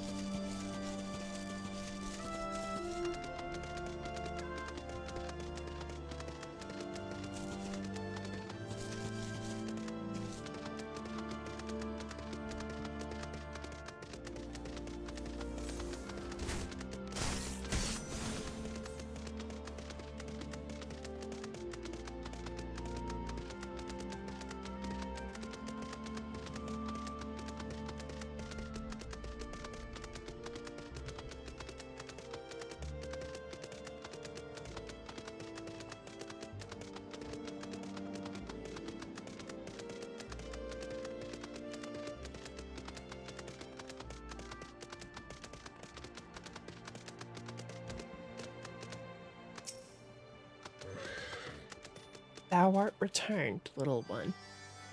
Hast thou abandoned thine ill-conceived contest with the Nath? Nay, my friend, we return in triumph. By Yuna's hand was the peaceman's god, Lord of Ravana, laid low. In his overconfidence, the Primal swore to withdraw his followers from your lands in the event of his defeat, a promise we believe he will keep. The Nath shall trouble you no longer. The deity is slain then. How didst thou contend with his biting blades? But the particulars matter not. Thou hast fulfilled thy promise, and I shall fulfill mine. Attend me, mortals. Hie you unto the deepest reaches of morn, and there shall you find Halo, the altar from which you may begin your ascent to the summit of Som All. But be fairly warned, the minions of Needhog shall not lightly suffer your presence on that sacred mount. By your struggles within the cavern shall I judge your party possessed of sufficient fortitude to proceed. If memory serves, the Cavern of Morn is entered from the second floor of the central tower.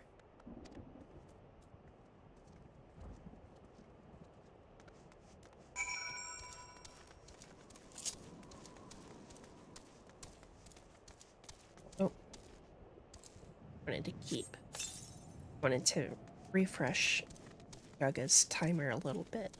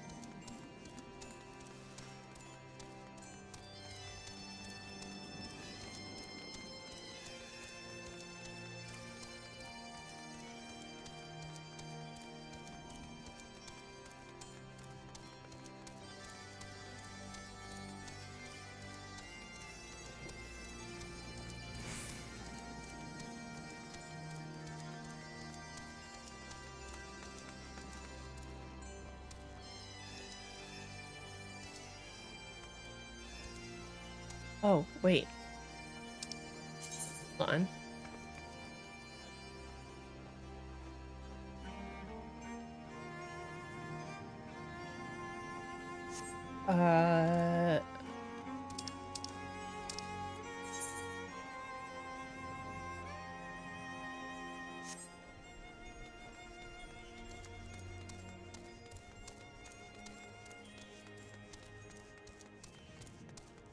So wait, am I supposed to... I'm supposed to be going up this way, right?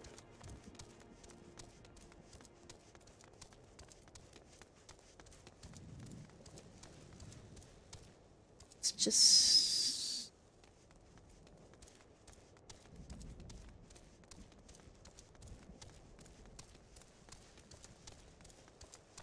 Oh, okay. I see.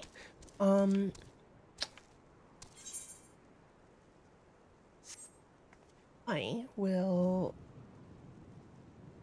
pause right here for a second.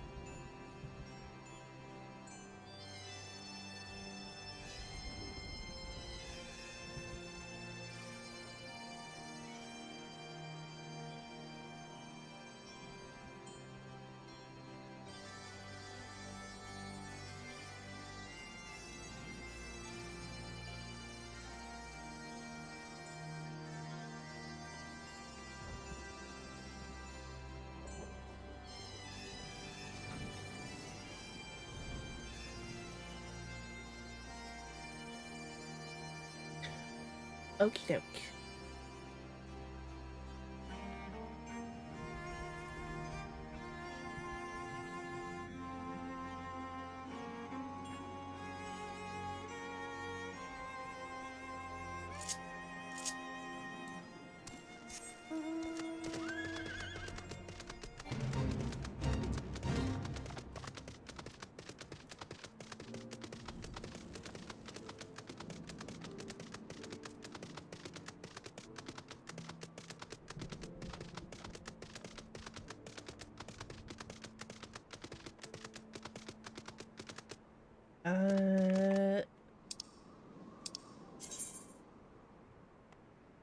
We'll do this. Is gonna be interesting to traverse.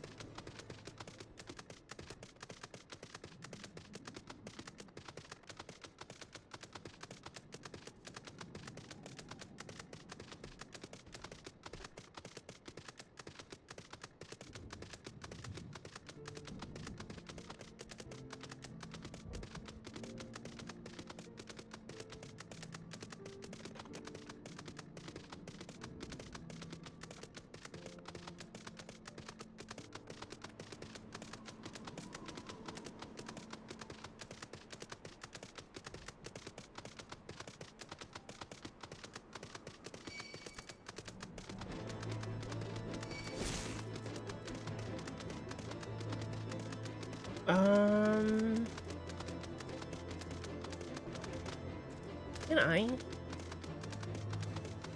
No, there's an... Fuck. It's up a wall.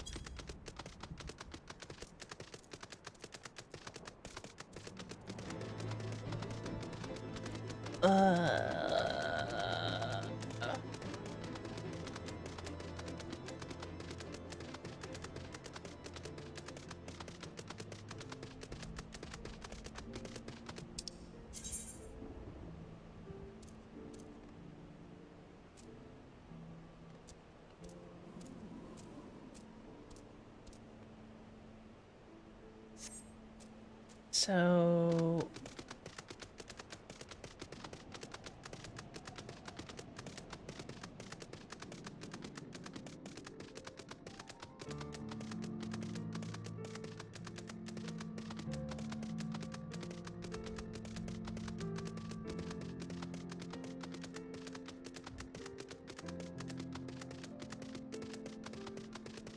Oh, this is gonna be a pain.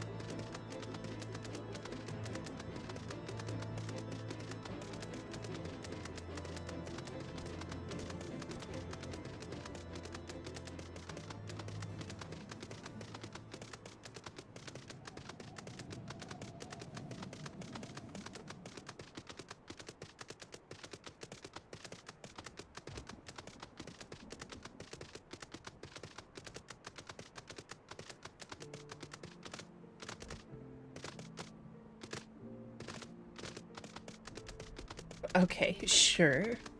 I don't quite know how I click that.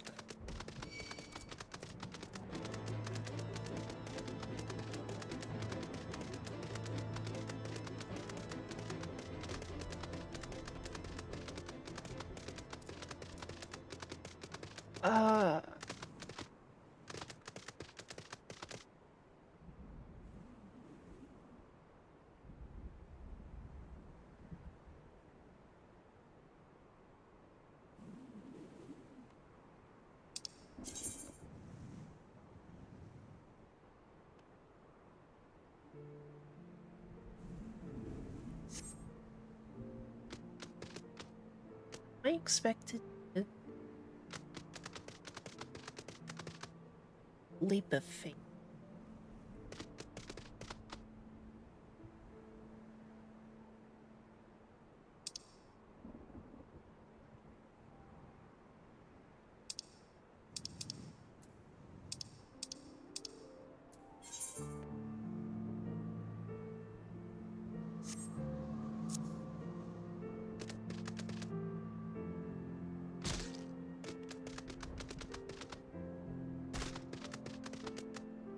Oh, Lord.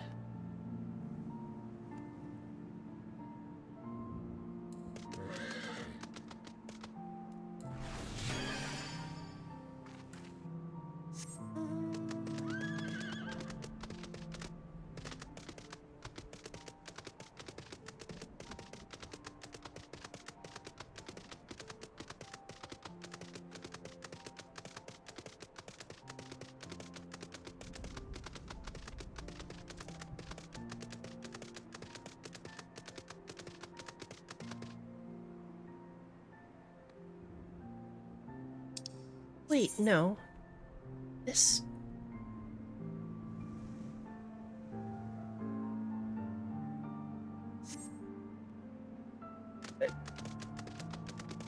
This doesn't seem right.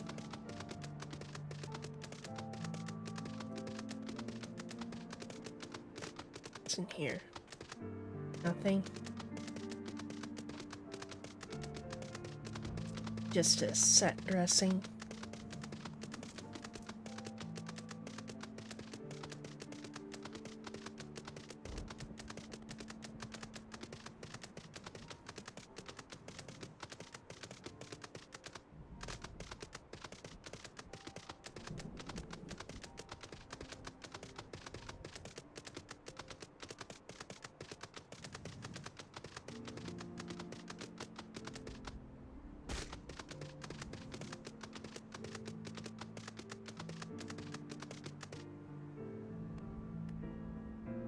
I'm just back here.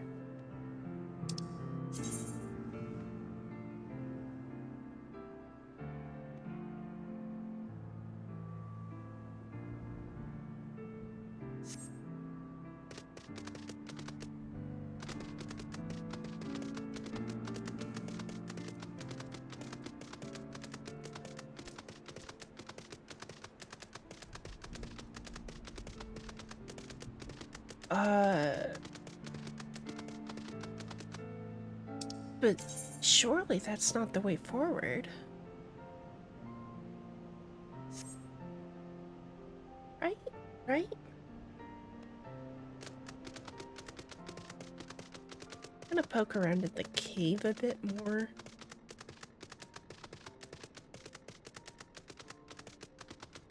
Because surely I'm missing something.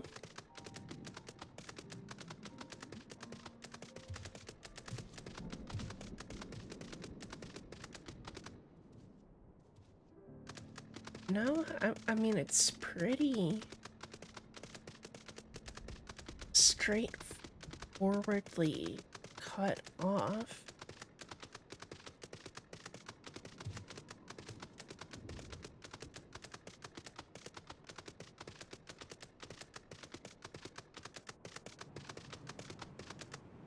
Okay. So...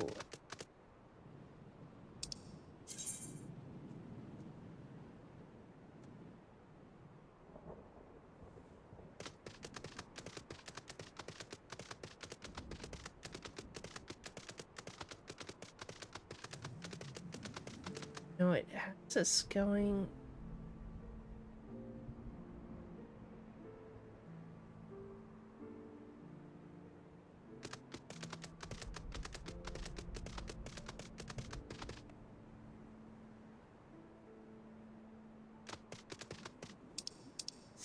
Wait, hold on.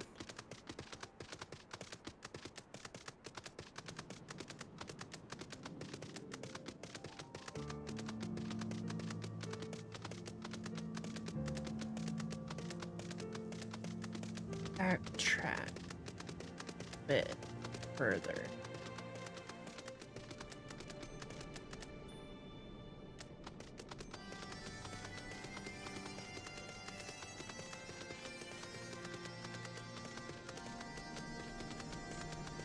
if I can find the fucking staircase.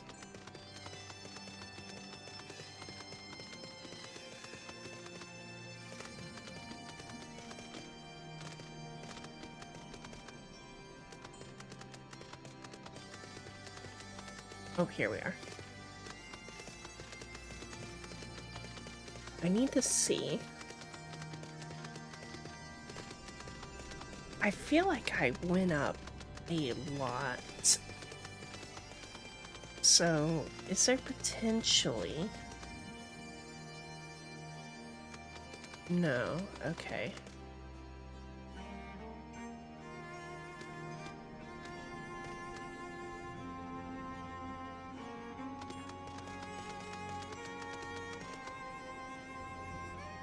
Is quite a drop.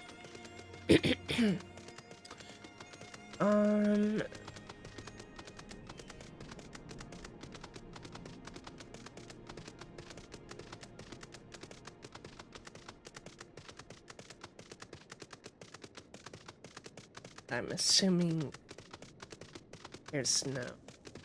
Yeah, this just takes me here.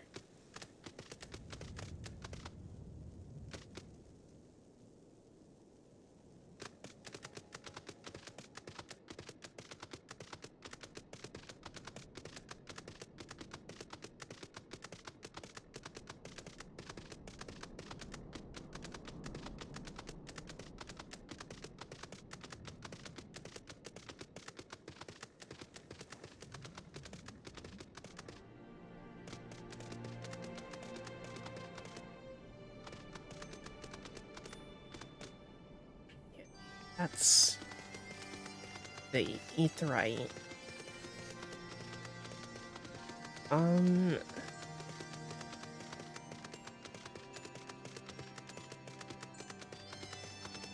Well,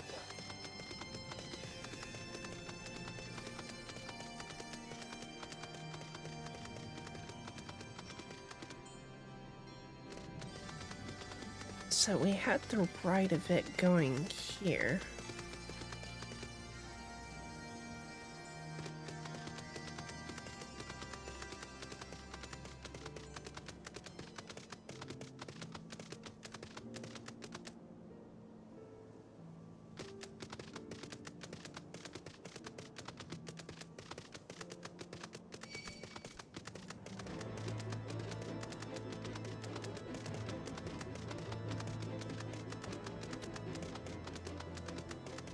I'll try this way again to see if there were any branching paths I missed. I didn't think there were.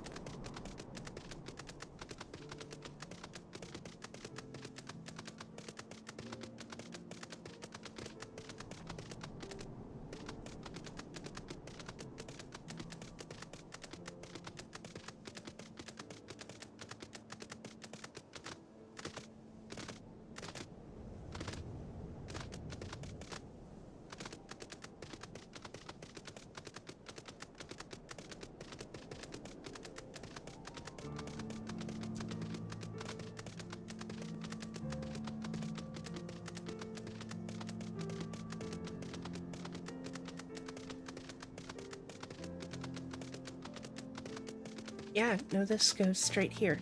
I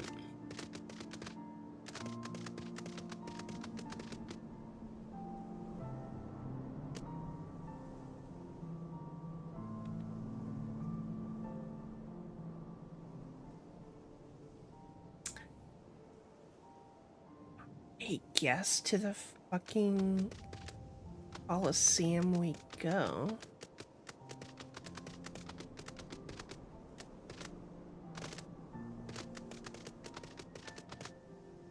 Wait, huh? Oh, here's how I did it. Okay.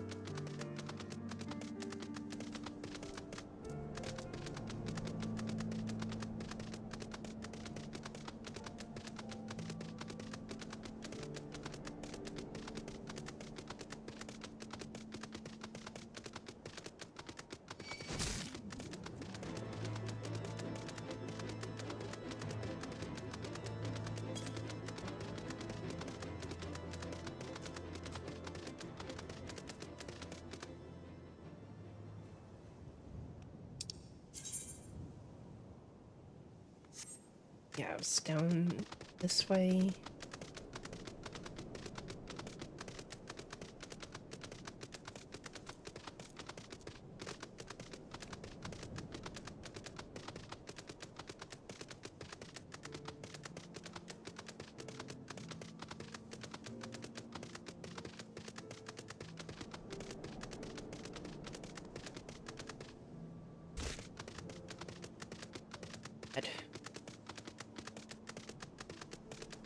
Who fucking designed this part of the map?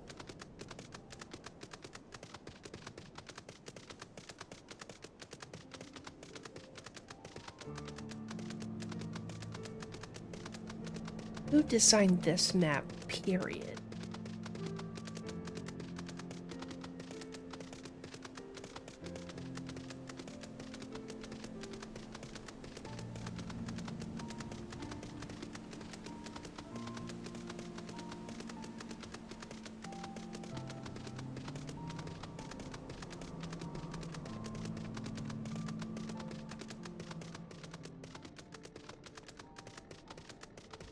Okay.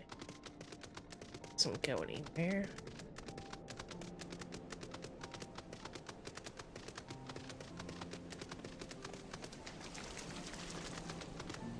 I mean,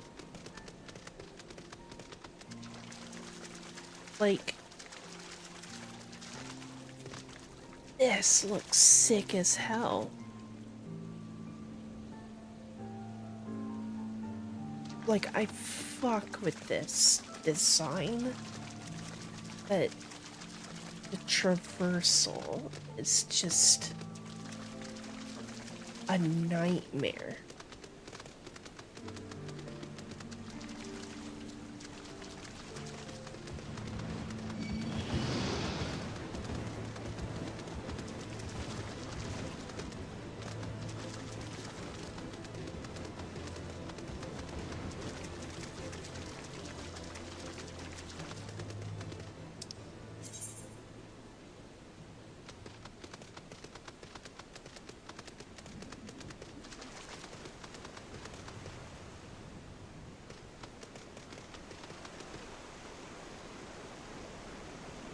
Wait, so we're not so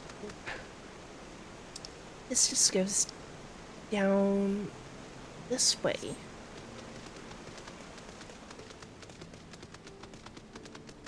Oh. Okay.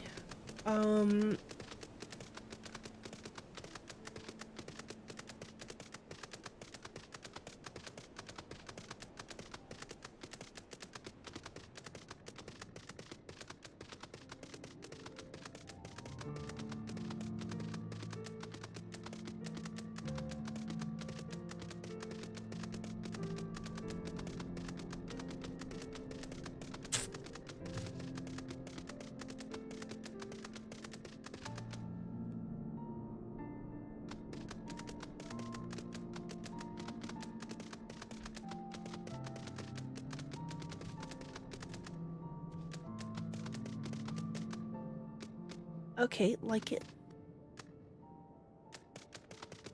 says there's more cavern.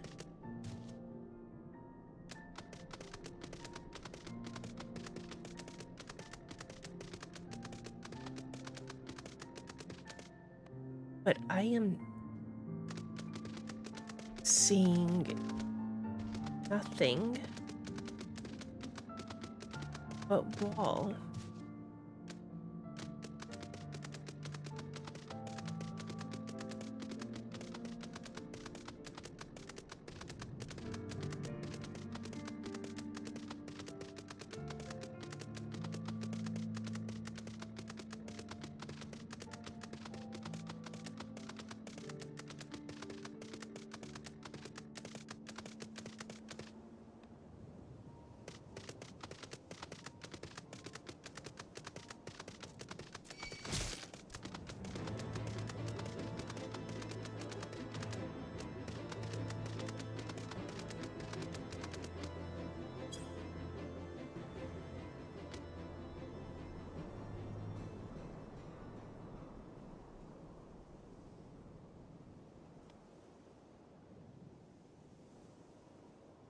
fuck?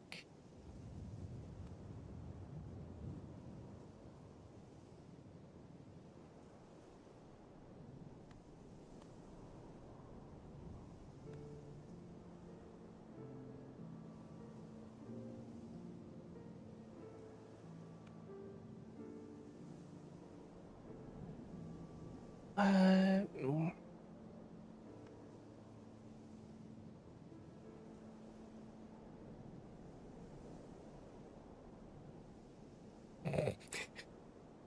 So I type in morning passing. The results are morning passing Final Fantasy 14. Morning passing how to get there. Morning passing Final Fantasy 14 path. Final Fantasy 14 morning passing how to get there.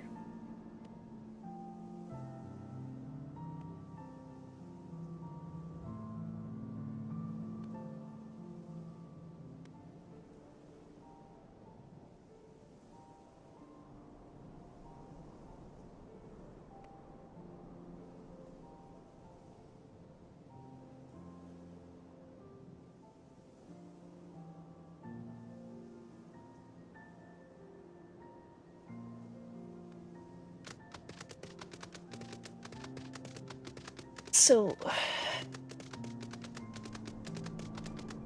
I will. Am I dumb? Because I remember them specifying the second level. Okay, the second level. And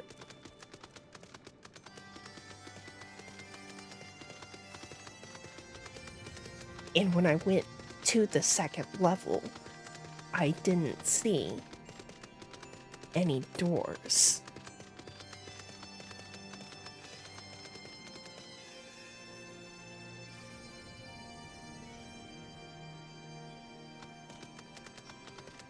I am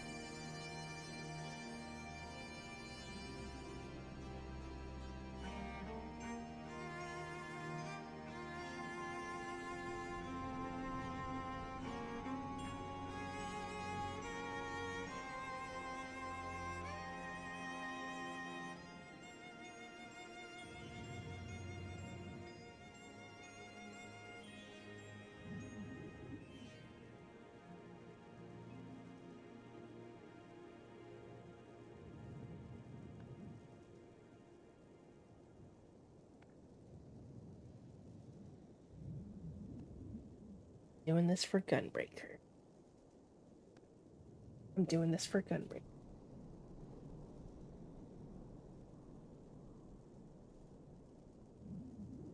Ugh.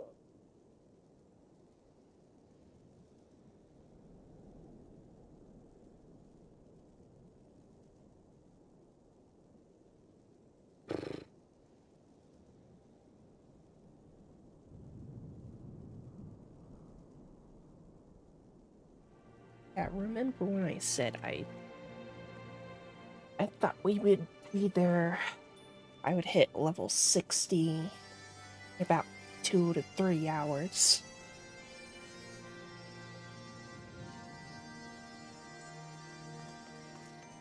Yeah, I feel like a fucking genius.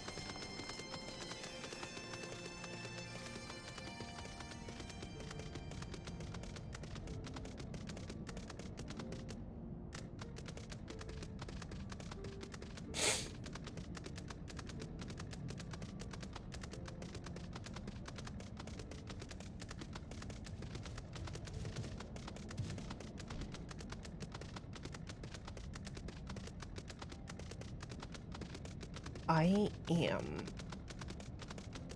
so unbelievably brain dead.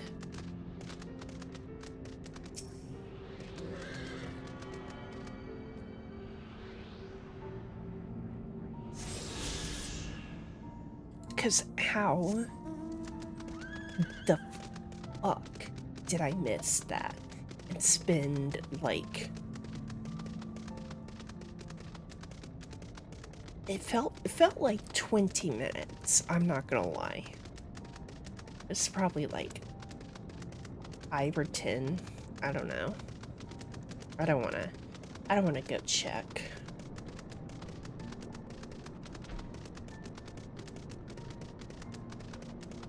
But yeah, I am fucking stupid.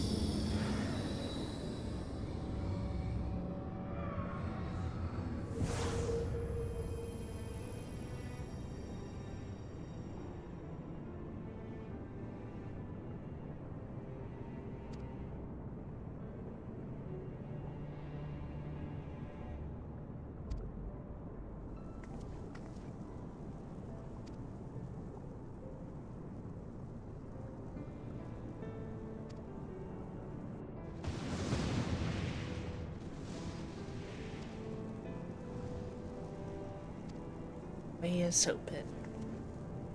Shall we blindly forge on, knowing the dangers that await us?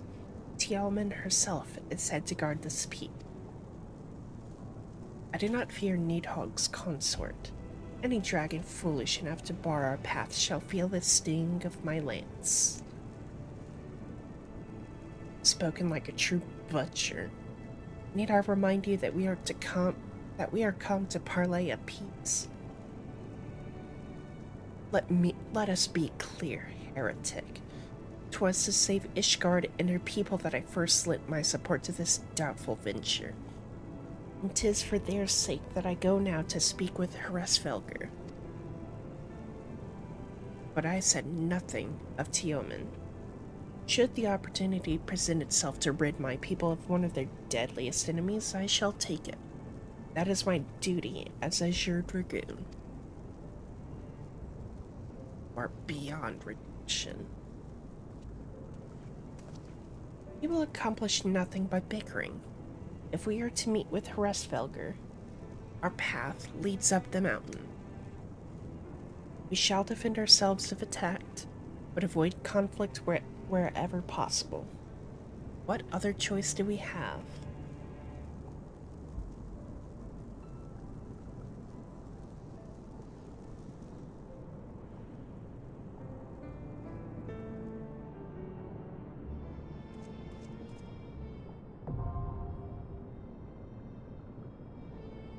Awesome, another duty that we're gonna wait 10 minutes for.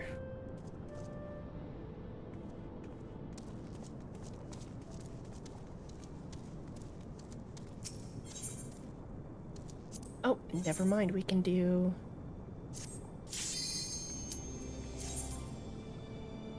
this.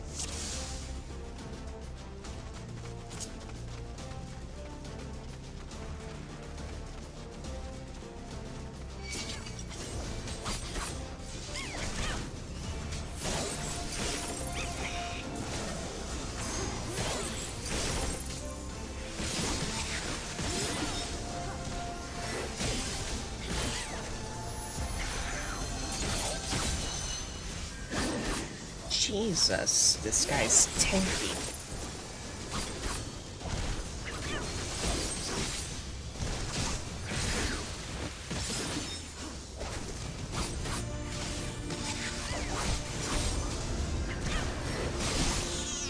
Away with you!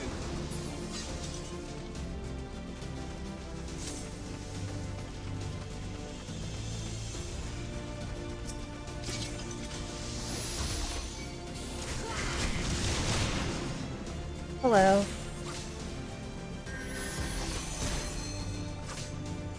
Come on.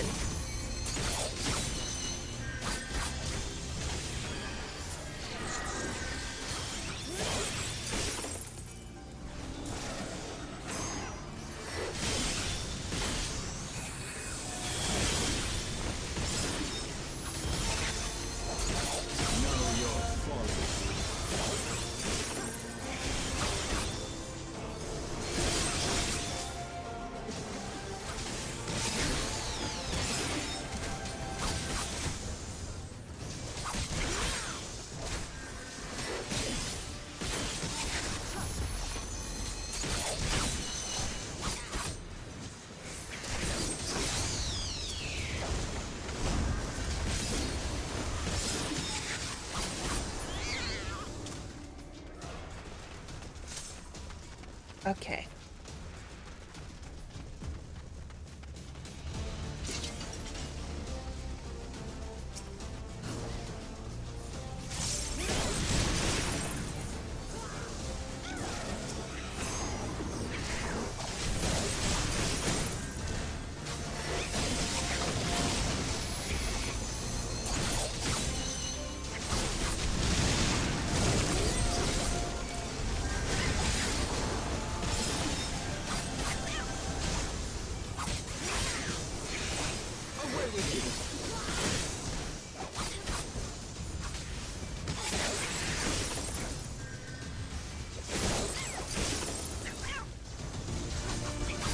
I don't know. Waste that on it.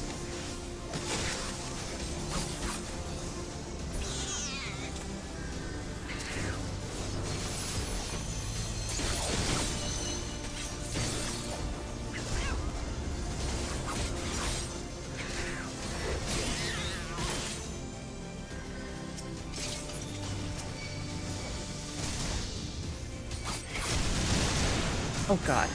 Oh god.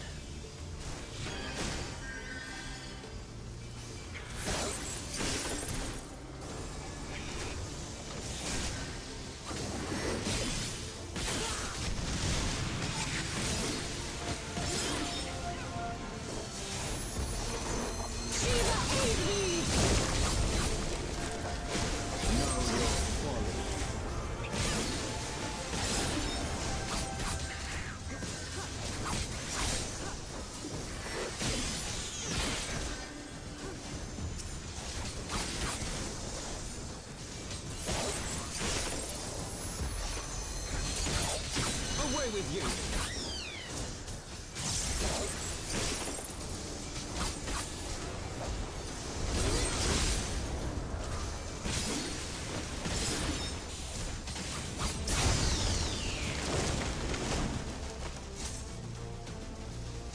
Oh, okay.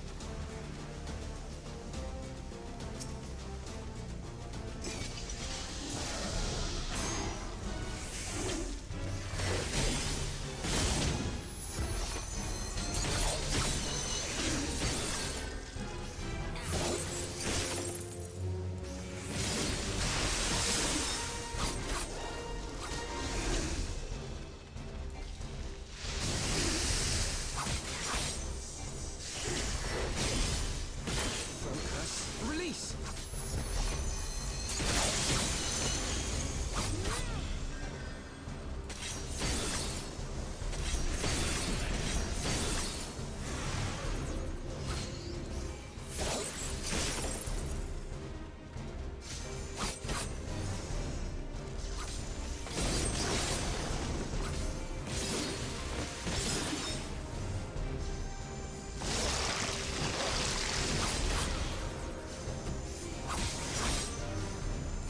Away with you!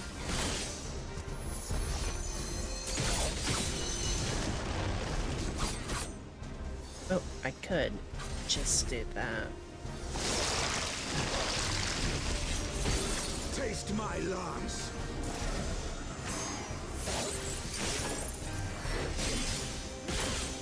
Away with you!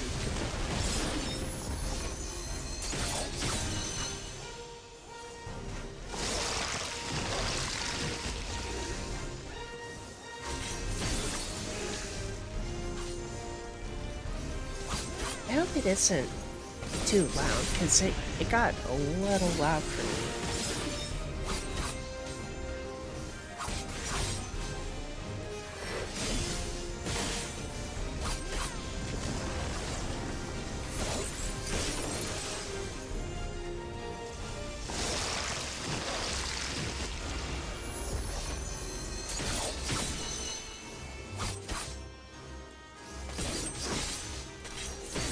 Away with you!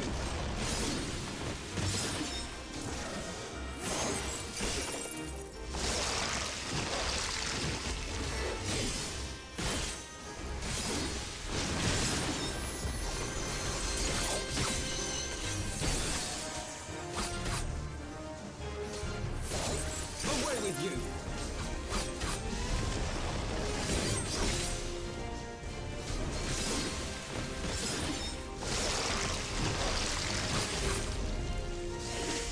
Know your folly.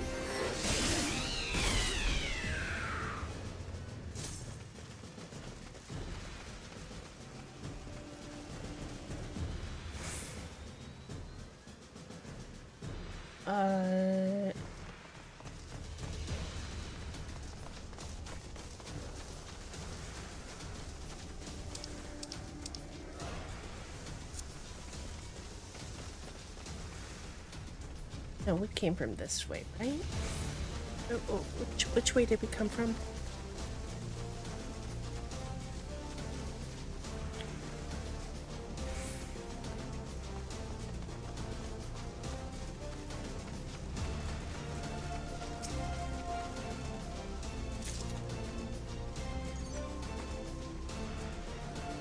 Okay.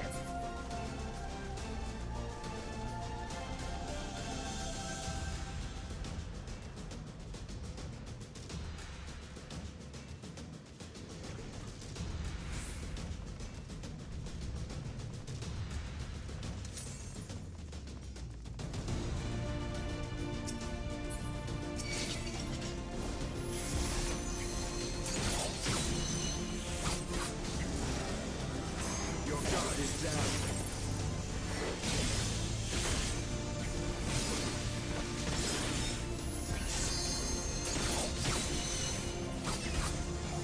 Focus. Release!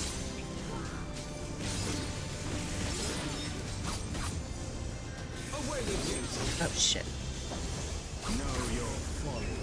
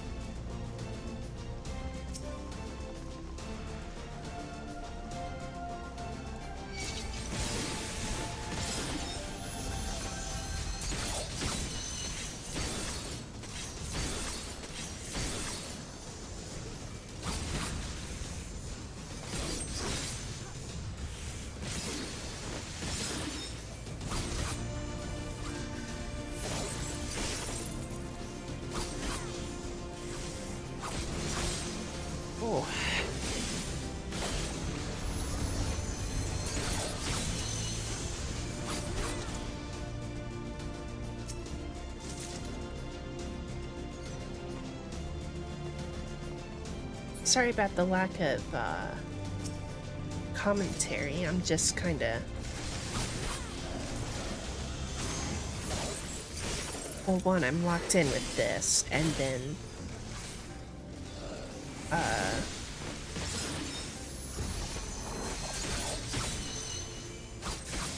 Otherwise, the traversal of this area kind of, well, not kind of, it really pissed me off.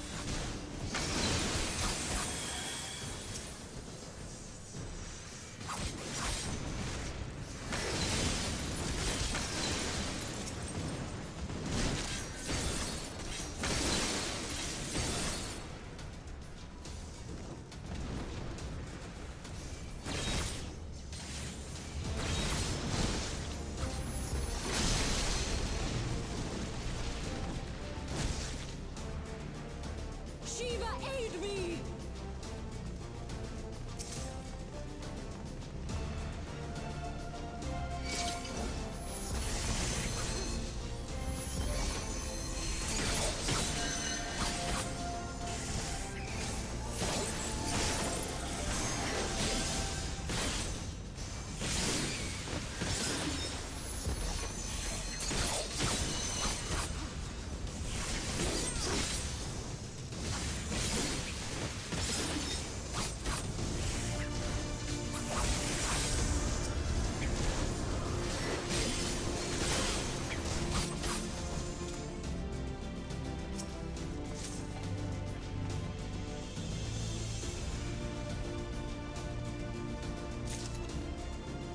But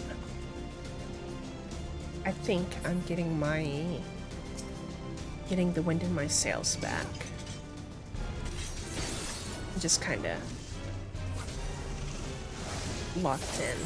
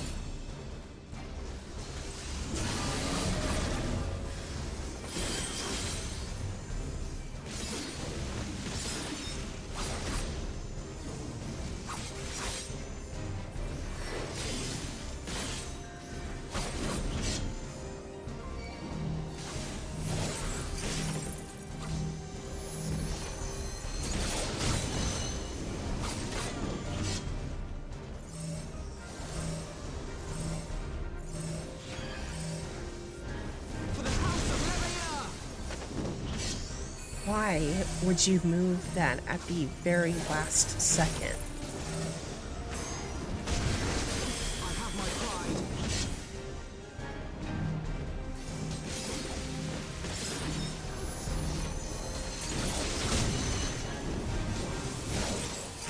Your guard is down.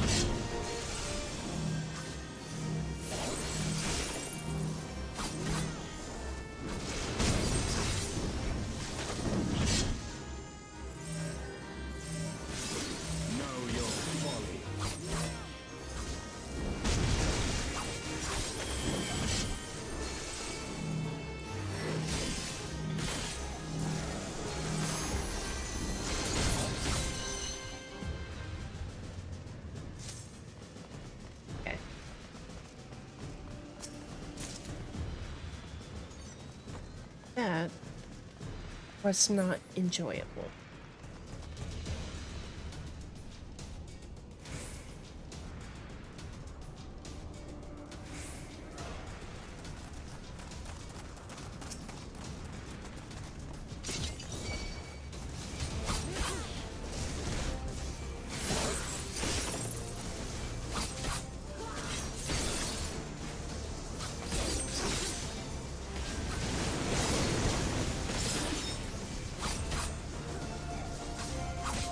God, my shoulders really sore all of a sudden. Release!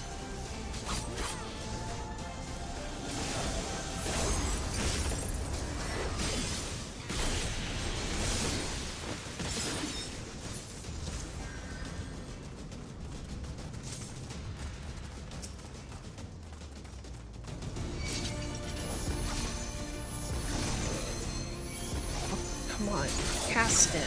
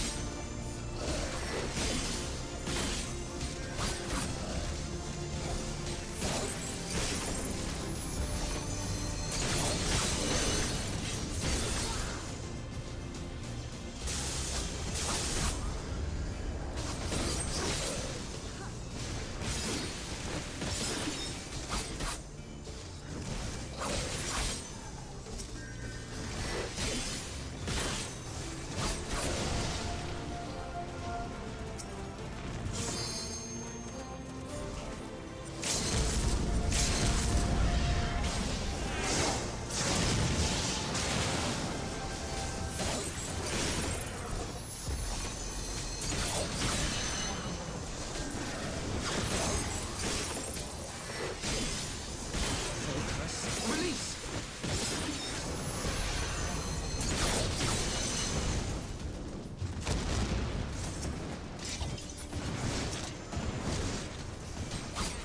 I thought that shit said Ender Dragon. I was like, wait, what the fuck?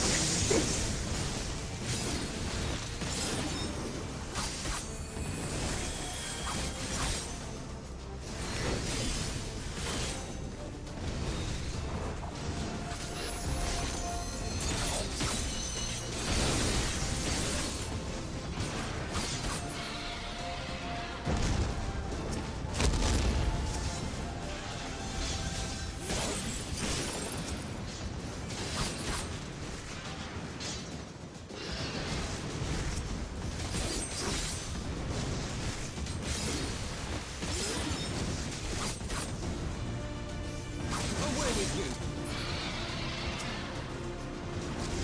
Shiva, aid me!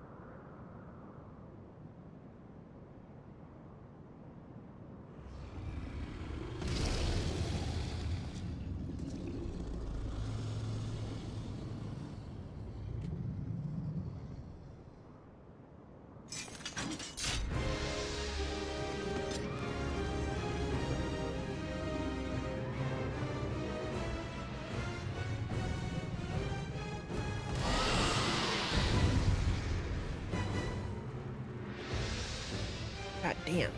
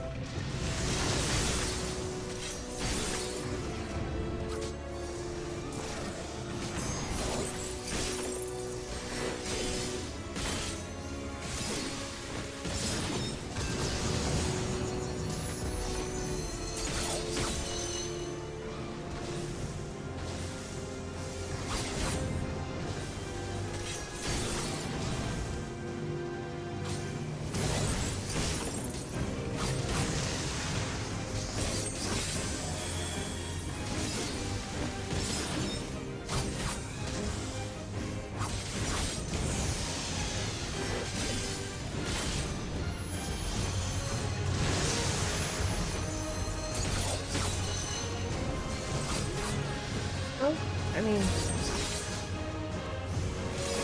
music's pretty banging. Pretty banging.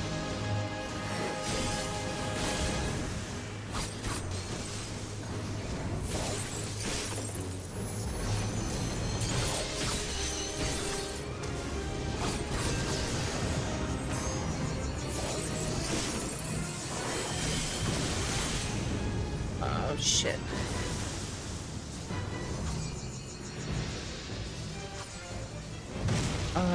So why are you invulnerable?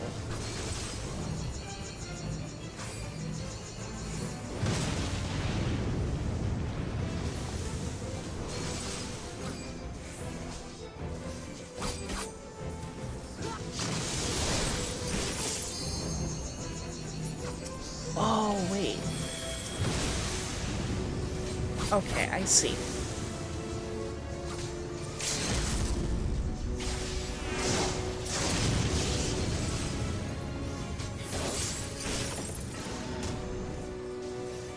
Taste my loves.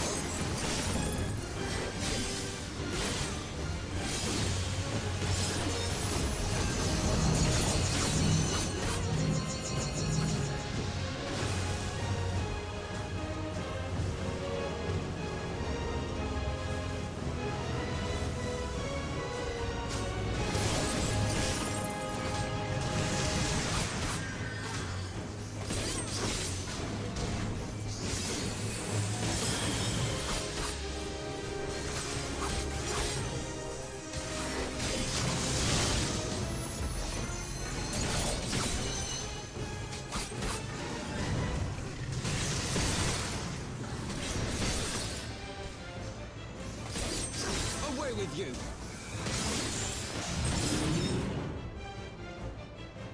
We got it.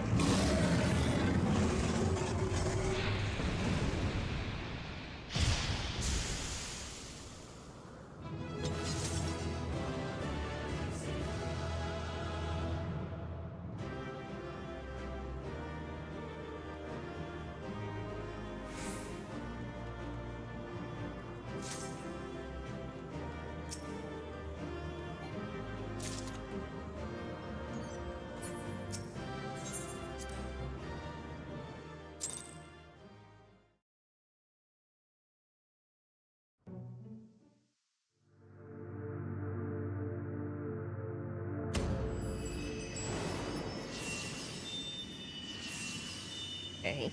Reawakening a second crystal.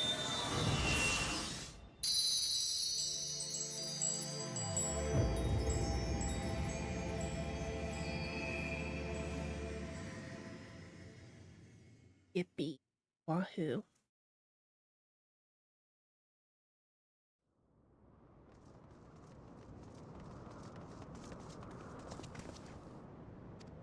Yuna.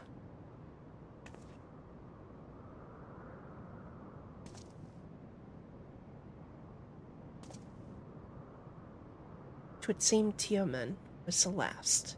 I sense no other dragons nearby.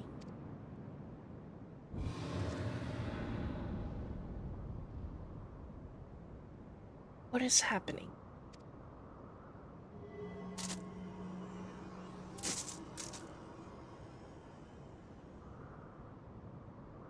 Needhog. He roars. Knows we are here then. Its fury. It bleeds through the eye.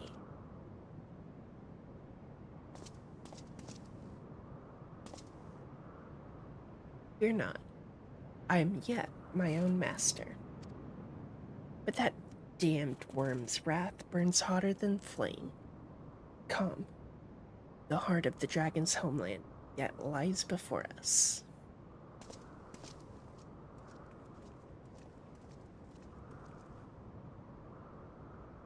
Thus do we add another link to the chain of vengeance.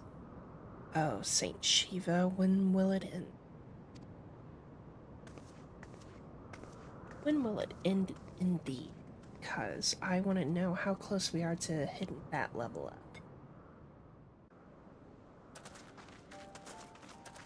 To the peak of Som Al, at the end of a perilous mountain path, whence could be seen a string of pearl-like islands floating impossibly atop a sea of clouds. To a domain where dragons and men had once lived in harmony, whose majesty no mortal eye had glimpsed for nigh on 1,000 years, they came. So this is, like Skypiea, basically, right? Not necessarily in terms of, like, relationship between... Oh, fuck, we are close. Not necessarily in how it got there, but in concept, it's like we launched up the island,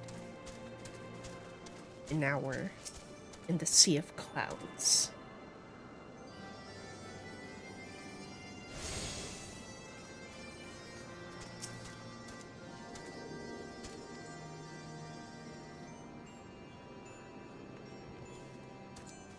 What? Oh. I had to speak to Alphino. Alphino, not Yasala.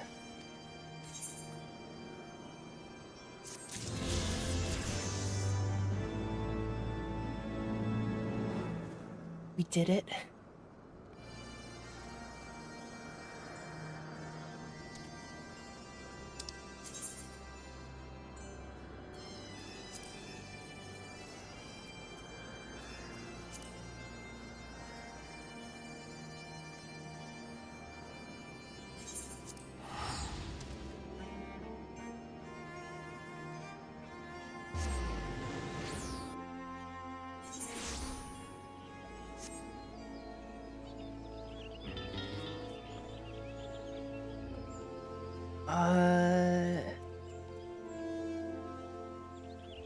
Now who is it that I to?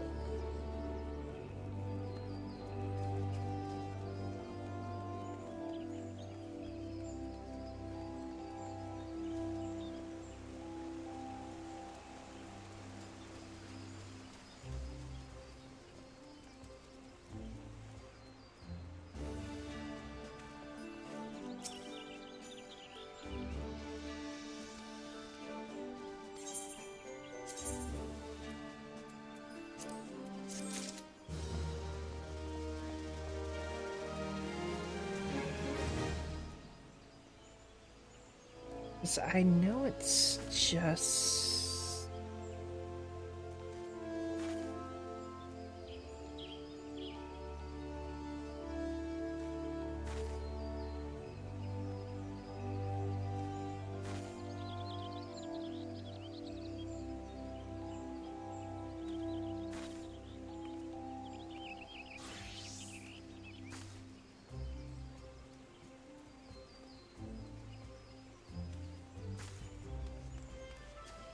Okay.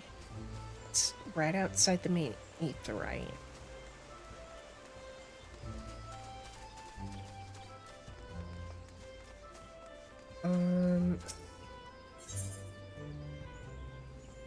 Yes. Yes. Oh, miss. Oi, miss. Fancy making yourself useful. Listen close. A gang of highwaymen have been applying their trade round here these last few days, and we're trying to flush them out. They're slippery buggers, though, so we need all the help we can get. That's where you come in. We spotted them lurking in the bramble patch, and we're getting ready to spring our trap. Spring trap? All you have to do is collar anyone who strikes you as a bit shifty and raise the alarm. We'll take care of the rest. Ooh.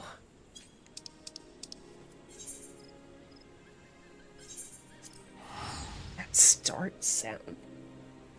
What the fuck?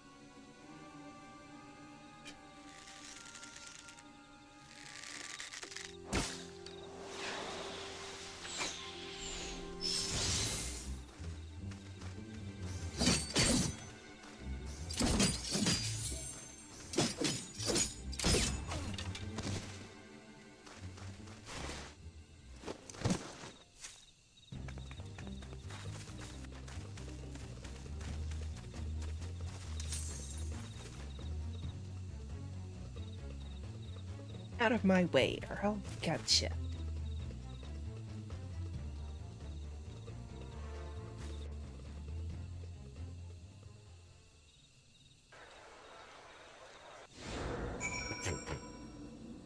Okay. A lot of interesting sounds.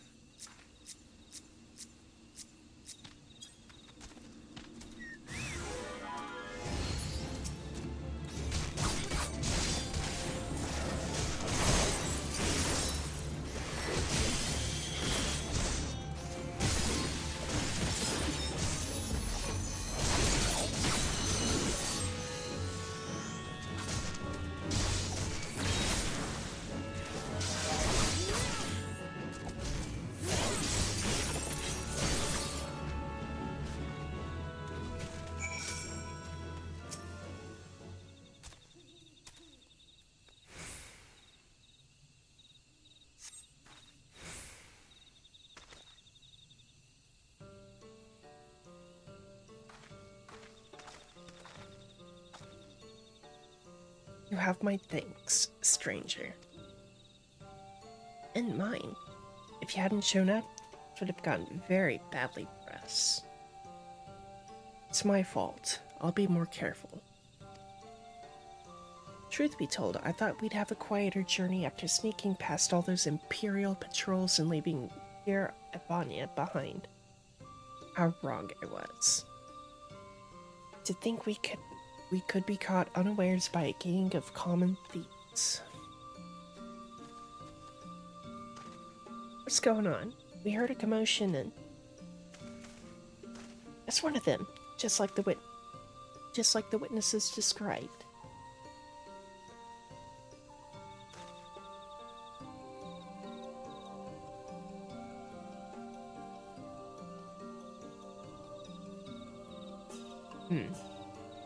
It's strange they'd go after a pair like you. All their markings so far have been merchants and whatnot. No, folk carrying coin and valuables, it won't put up much of a fight. I reckon that if any of their cronies are still out there watching, they'll think twice before crossing you lot again. Still, might be an idea for you to see these travelers to Gridania. And the others will keep looking for the rest of them, of the highwaymen.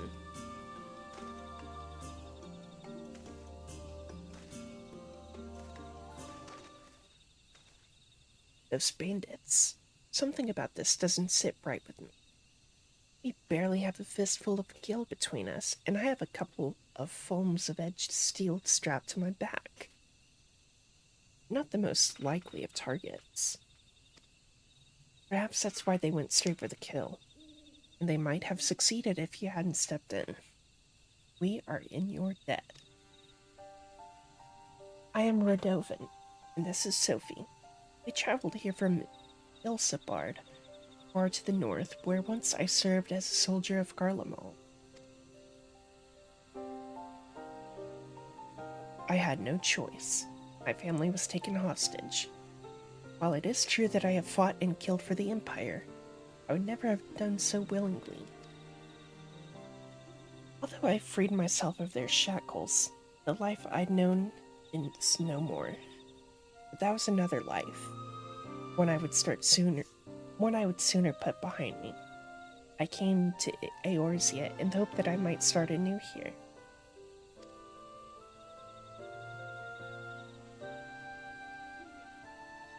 As for me, I also escaped from the Garleans. I was part of a resistance movement until we were all rounded up or killed, that is. She's beautiful. Oh my god.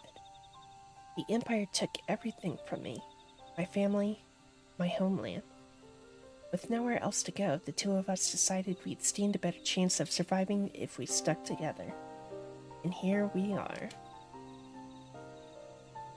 To see me now, you'd scarce believe I once served as a personal guard to my queen. But in the end, I couldn't protect her. I couldn't protect anyone. Not even my wife and son.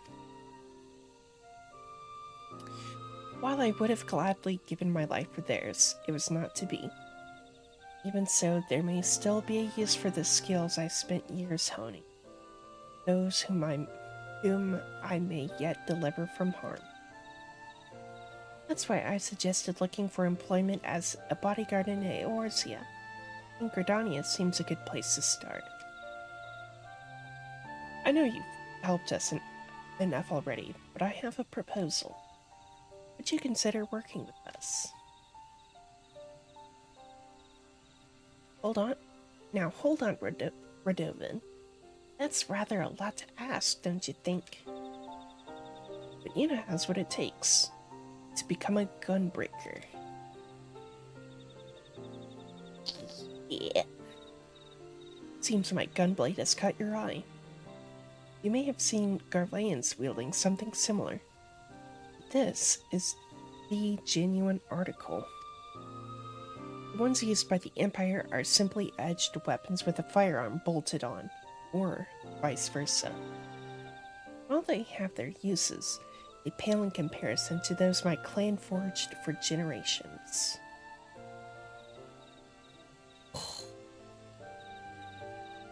Oh.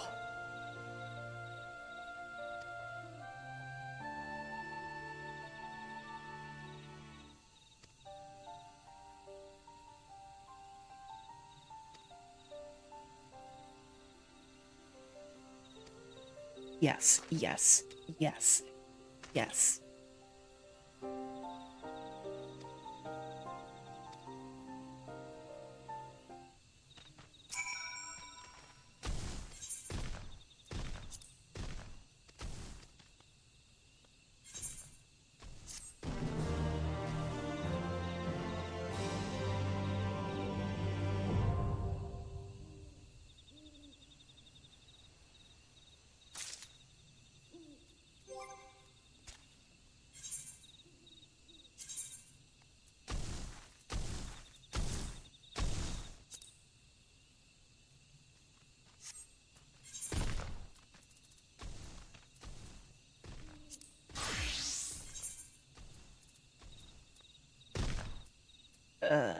Do I?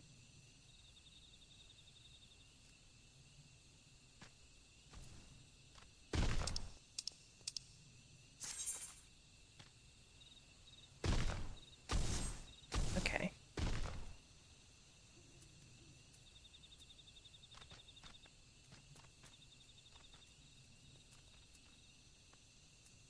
Uh,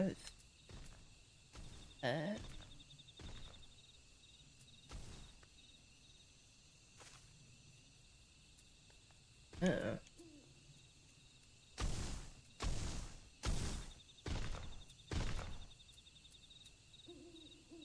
It would seem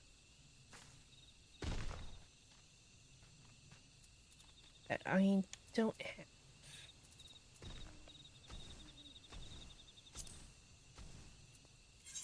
a lot of gear suited for this.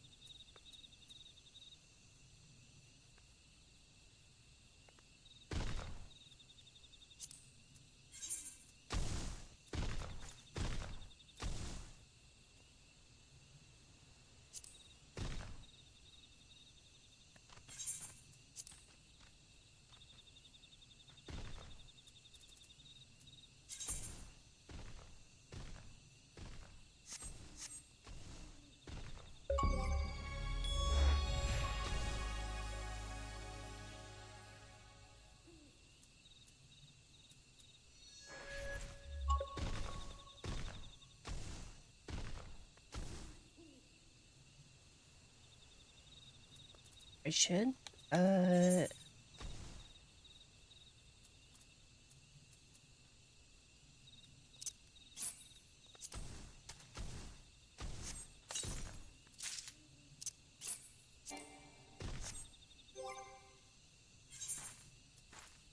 Did that get me?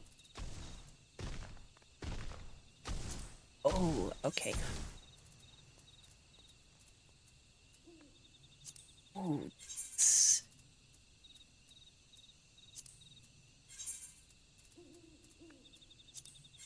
kinda smacks.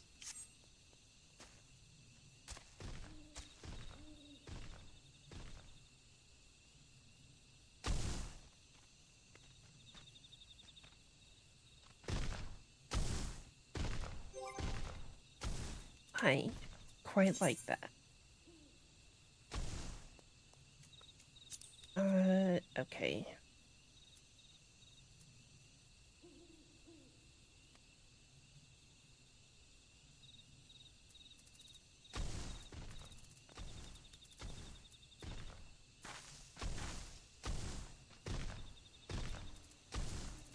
Yeah, we got a lot going.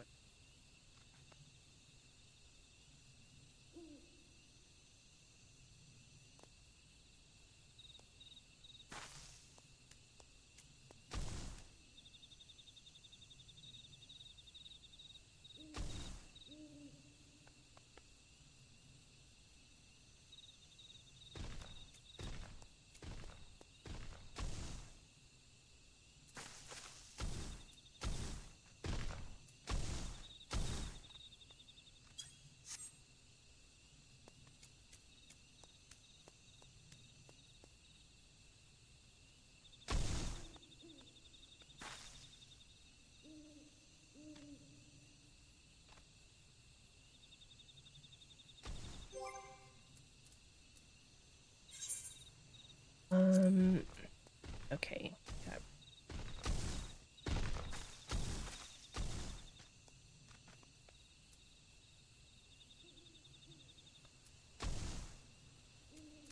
oak,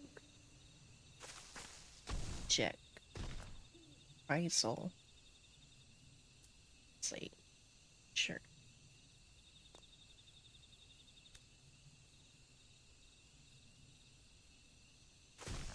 Like all of these should be set too.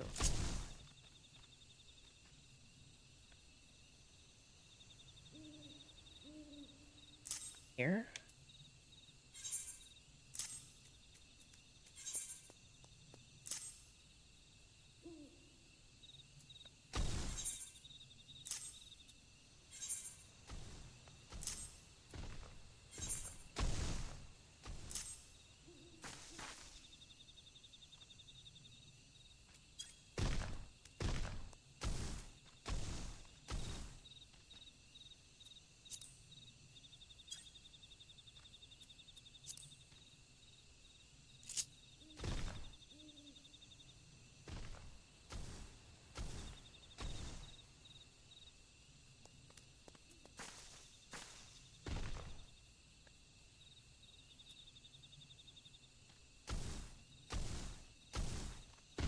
Okay. Lightning shot, sure. We'll do there.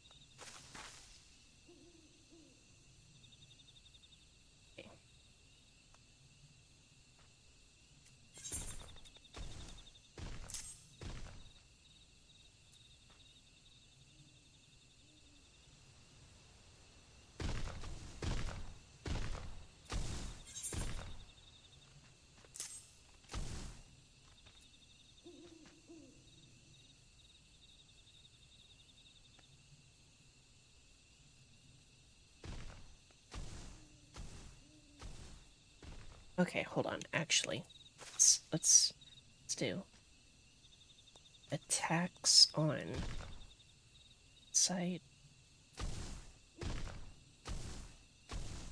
This is damage.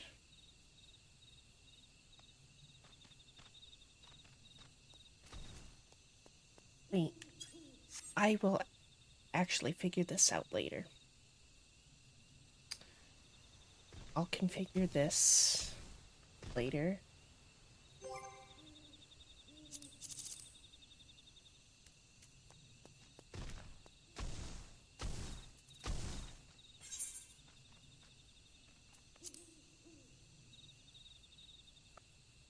Yeah. Because I'm... So. And I got Gunbreaker, so that's all I can ask for. So.